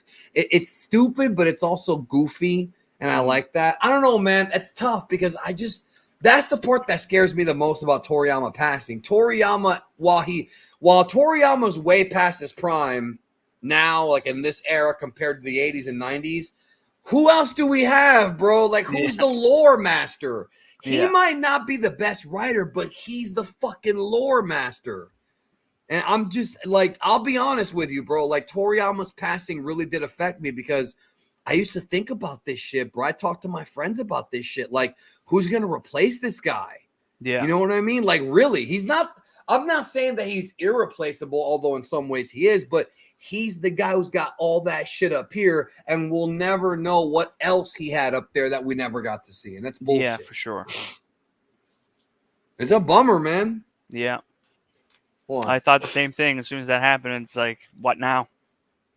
I don't know. And that's another reason why I say that, like, I'm probably not, like, me personally, I'm probably not going to be doing YouTube on this channel when I'm 50. I'm 40 now. I probably won't make it to 50. Not living, but I mean, I'll probably retire by then just because I don't know where we're going with this. Daima might actually be like my last big run. I think what I'm going to do is see how things play out. If there's a super adaptation of like Granola, More, and all that shit, I'll cover it. But if it ends, I think I'll lower myself down to like uploading 1 or 2 videos a month and just call it a career. I'm fine with that. Like I told you earlier, I'm okay. It's just one of those things where I want more Dragon Ball, but without Toriyama to at least be a consultant, at least that, I'm worried. I mean, I won't lie to you. I'm a little worried about where this is going to go because not all his ideas are great, but he does have a lot of good ones. Yeah. Well, they had to take the same wait and see type of scenario. I will say this, though. A lot of the fan manga guys, I don't really read a lot of fan manga, and I've heard a lot of good things about Kakame. Some of them are embarrassingly bad. I'm not going to name no names, but some of them are just like, no, but some of them are pretty interesting. So I wish, but just the idea of like, I remember this kid emailed me once, bro, and he goes, "Hey, Geekdom, I'd like to know how I can go work for Toei." And I'm like, dude, you're not even Japanese. Like, they don't really. I'm not saying they don't hire. They only hire Japanese people, but I wouldn't even know how to get a job there. You know what I mean? Like you would have to move to Japan, build up a resume of working on other shit, and then hope to get brought in. It's like working for Disney. Like, you don't just get hired there. You have to have like a resume. It's hard, man. Like, people don't understand to become a writer on like a big series like Star Wars or Cobra Kai or The Boys. You don't just get hired off the streets. You got to prove yourself. And I wouldn't even know how to do that. Yeah. So I don't know, man. I don't know. The point is that when it comes to Daima, because they're in the chat room, they're kind of, I'm glancing at it. I'm still looking at you, but I'm like glancing at the chat room. Like, again, I'm going to repeat what I said earlier. As a Dragon Ball fan, I find it hard to believe that you won't at least try it out. I've never heard of somebody being so fucking thick-headed as to say, you know what? I hate the premise. I'm not even going to try the first episode. Like, I just find that so hard to believe because, like, you don't even know if you're going to like it or not. Yeah. And somebody will always counter that and say, well, what's wrong with just, what's wrong with not, what was the counter that I always hear? Well, people are allowed to like what they like. Yeah, but you don't know if you like it yet. You haven't even seen it. How do you know if you like it? Well, I don't like the fact that they're becoming kids again. Okay, so if that's enough to turn you off to Dragon Ball, bro, I'd understand that if it was only Goku again, but I like the fact if it was all like that, it's the whole. And I think that whatever happens is just supposed to be affecting the adults and turn them all into kids. Yeah, the main characters or whatever. That all the kids are going to stay kids. Yeah, right? I mean, I don't know, man. I just know that, like, I can't sit here and just write it off. Well, okay, let's put this whole, like, YouTube shit aside. Mm-hmm. If I was just a guy who liked Dragon Ball, I just couldn't be a fan of something for X number of years and find out there's a new show and not watch. It's just weird. At least try it. And then what if it's good? What if it's intriguing? What if you might not like the kid shit, but you like Glorio, or as I call him, Glory Hole, or Pansy, as I call her Panty? Like, you know what I'm saying? Like, it's just weird to me. How can you claim to be a fan of something without even trying something new? It's so weird. You know? It's getting too stagnant in one way of seeing, like, this is what I like. I want more of this. Instead of allowing it to branch a bit, right? It's just weird, bro. Plus, do you remember, I don't know how long you've been watching the content. Do you remember Super Jaiyan? Do you remember him at all? Yeah, I know. That was probably before your time. In the early days of my channel, I used to do collabs with a guy named Jay. And his name was Super Jaiyan. He deleted his channel and shit, which is too bad. He has some good videos. But the other day, he was talking to me about Dragon Ball fans. And he made me laugh because he said some pretty funny shit that I have actually not thought about when it comes to, like, how so many people in the fandom are like robots. One person says GT 2.0, everybody says the same thing. It's like nobody can ever think for themselves. Yeah. And it's funny because he goes, it's always the same thing, man. Bruce Faulconer's the best. I want Goku to sound like a man. It's always the same bullshit. And it's only from the English speaking fans. Latin American fans never ever disrespect Nozawa. Japanese fans don't. American fans are the only ones that say shit like Nozawa should die. Nozawa's too old. It's only the fucking English speakers, you know? I just make a joke about that because it's like all throughout the entirety of Goku's life, his balls never dropped. Okay. Yeah, well, it's not that because her voice does I know, change. I know. But I I know. do want to address something in the chat. This guy Max Payne said, "Danny, you just said you'll only make videos once a month if Super doesn't come back." That's not what I said. That is not what I said. I said that that I'm not going to be doing this when I'm 50, and that there may come a time where I only upload 1 video or 2 videos a month, because at that point I will be beyond financially secure. That's what I said. I never said anything about, oh, if you don't Super don't know. You're taking little things I'm saying and not hearing the entire thing. I said after Daima, if there's a Super anime, great, I'll cover it. If there's not, fine. I don't need this channel to make money anymore. You understand what I'm saying? That's not why I'm here. That's what I'm trying to tell you. That's not why I'm here. So You're here for the love of the game. I'm here for the love of the game. And not to mention that, like, I want more Dragon Ball as a fan. But if there's nothing new, here's my bottom line. Let me just bottom line this shit so we can get done with it. If Black Frieza comes out, and then the manga ends, and then Daima ends, and then Shueisha says Dragon Ball's done, then why would I upload? Explain to me why I would waste my time uploading 10 videos a week if there's nothing to talk about. That's what I said, bro. How does that make sense? If there's nothing, like right now, I'm barely uploading. I got a video coming out tonight, and after that, no new videos till probably a short on Saturday.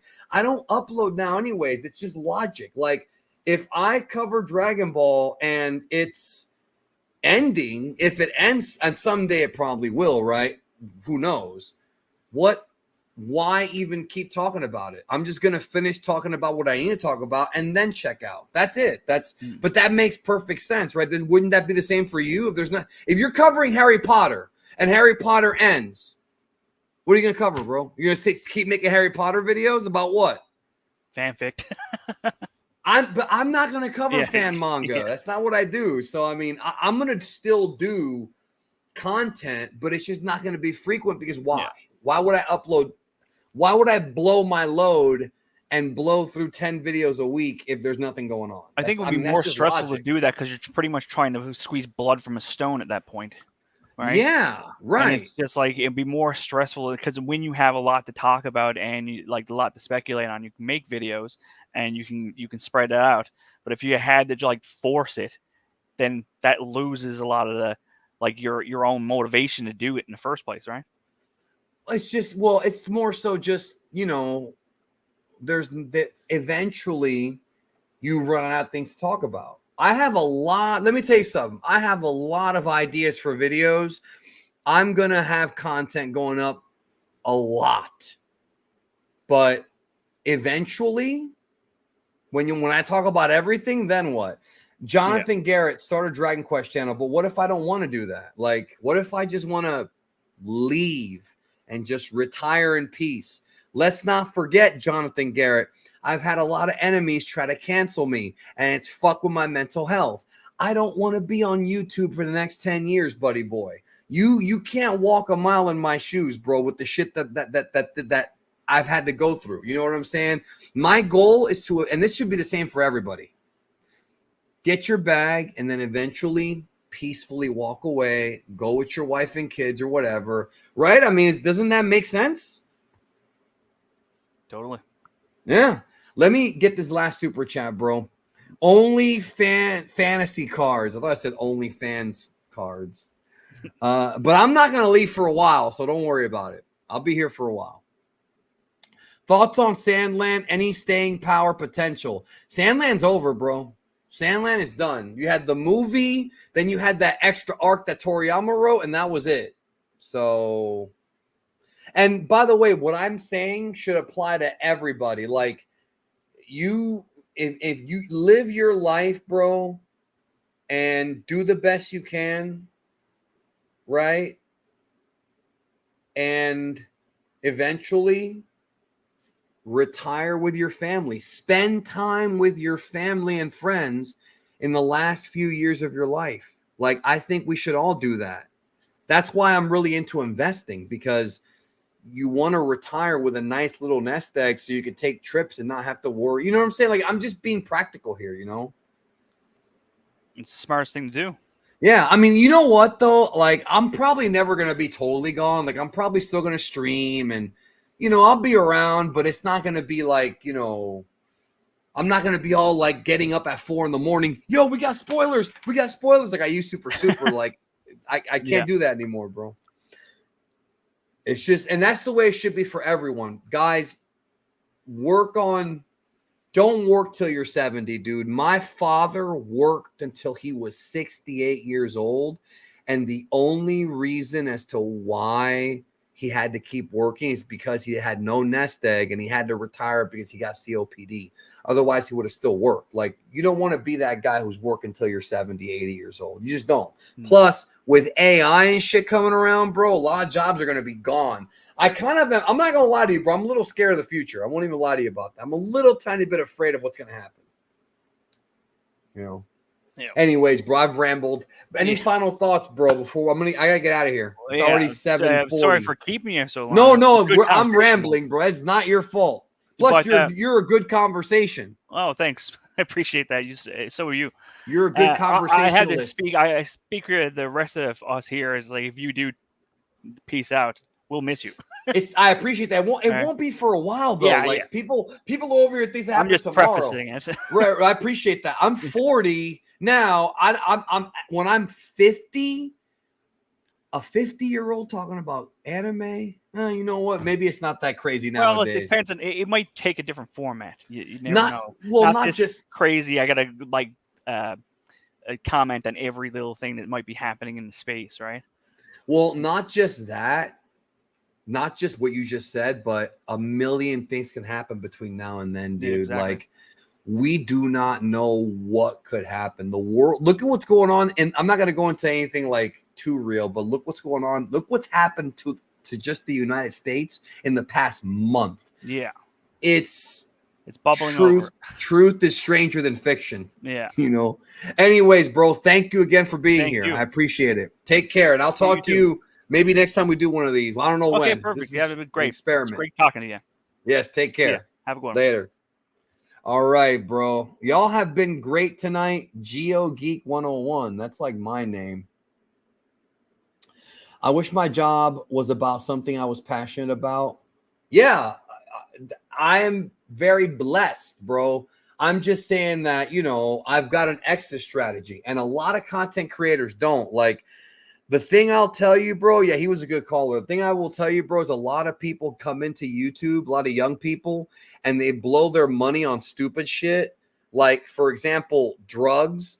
There's a very big YouTuber. I'm not going to say who it is, but he's very, very, very big. He has a gambling problem. These are things where you might be making millions, but that money will go fast. It'll go fast if you don't take care of it. I'm just the kind of guy. It's not Boogie. I would have told you if it was Boogie. Boogie did something far worse than having a gambling problem, bro. A lot of people should not be where they're at. And a lot of people, the internet takes its toll on you, bro. You know what I'm saying? And you got to have an exit strategy. That goes for whatever your career is. No matter what you want to do in your life, please, I'm begging you, do not work. I'm telling you guys, don't work until you're in your 70s, dude. Try your best to see if you can retire in your mid 50s, 60s, or maybe even earlier than that, maybe even 40s. If you can do that, dude, imagine how good life will be, right? Just imagine how good life will be. Thank you, Leon. Just imagine how good your life will be, right? If you can actually step away from work and be able to like fly to Japan whenever the fuck you want, or go to Vegas over a weekend and eat good food, mess with a few of these. I censored myself there, bro. All I said was hose, but seriously, you know what I'm saying? Like, the reality is, bro, that like retirement is not guaranteed. Again, not trying to get political, but retirement is not guaranteed for any of us. So work on your little nest egg. You know what I'm saying? Protect it. Don't get hooked on drugs or like women or, you know, gambling. Try not to get addicted to anything and retire good, like retire peacefully so you can, so then the last few years of your life, you can do whatever you want. You can eat whatever you want to eat. You can, all these video games that you want to play that are, you know, you don't have enough time for now because you're working all the fucking time. That's when you can play them. That's what I'm going to do. Shit. When I retire, I'm going to be fucking catching up on all these games I missed. I missed a lot of games, bro. I'm going to be in peace, bro. Meta said, don't let women be your downfall. Women weaken legs, bro. Anyways, this was fun. I will do it again. Have a great one. Thanks to all the callers. I had a good time, man. I'm going to do this again sometime. Take care. Have a good one. Take care of yourself and each other.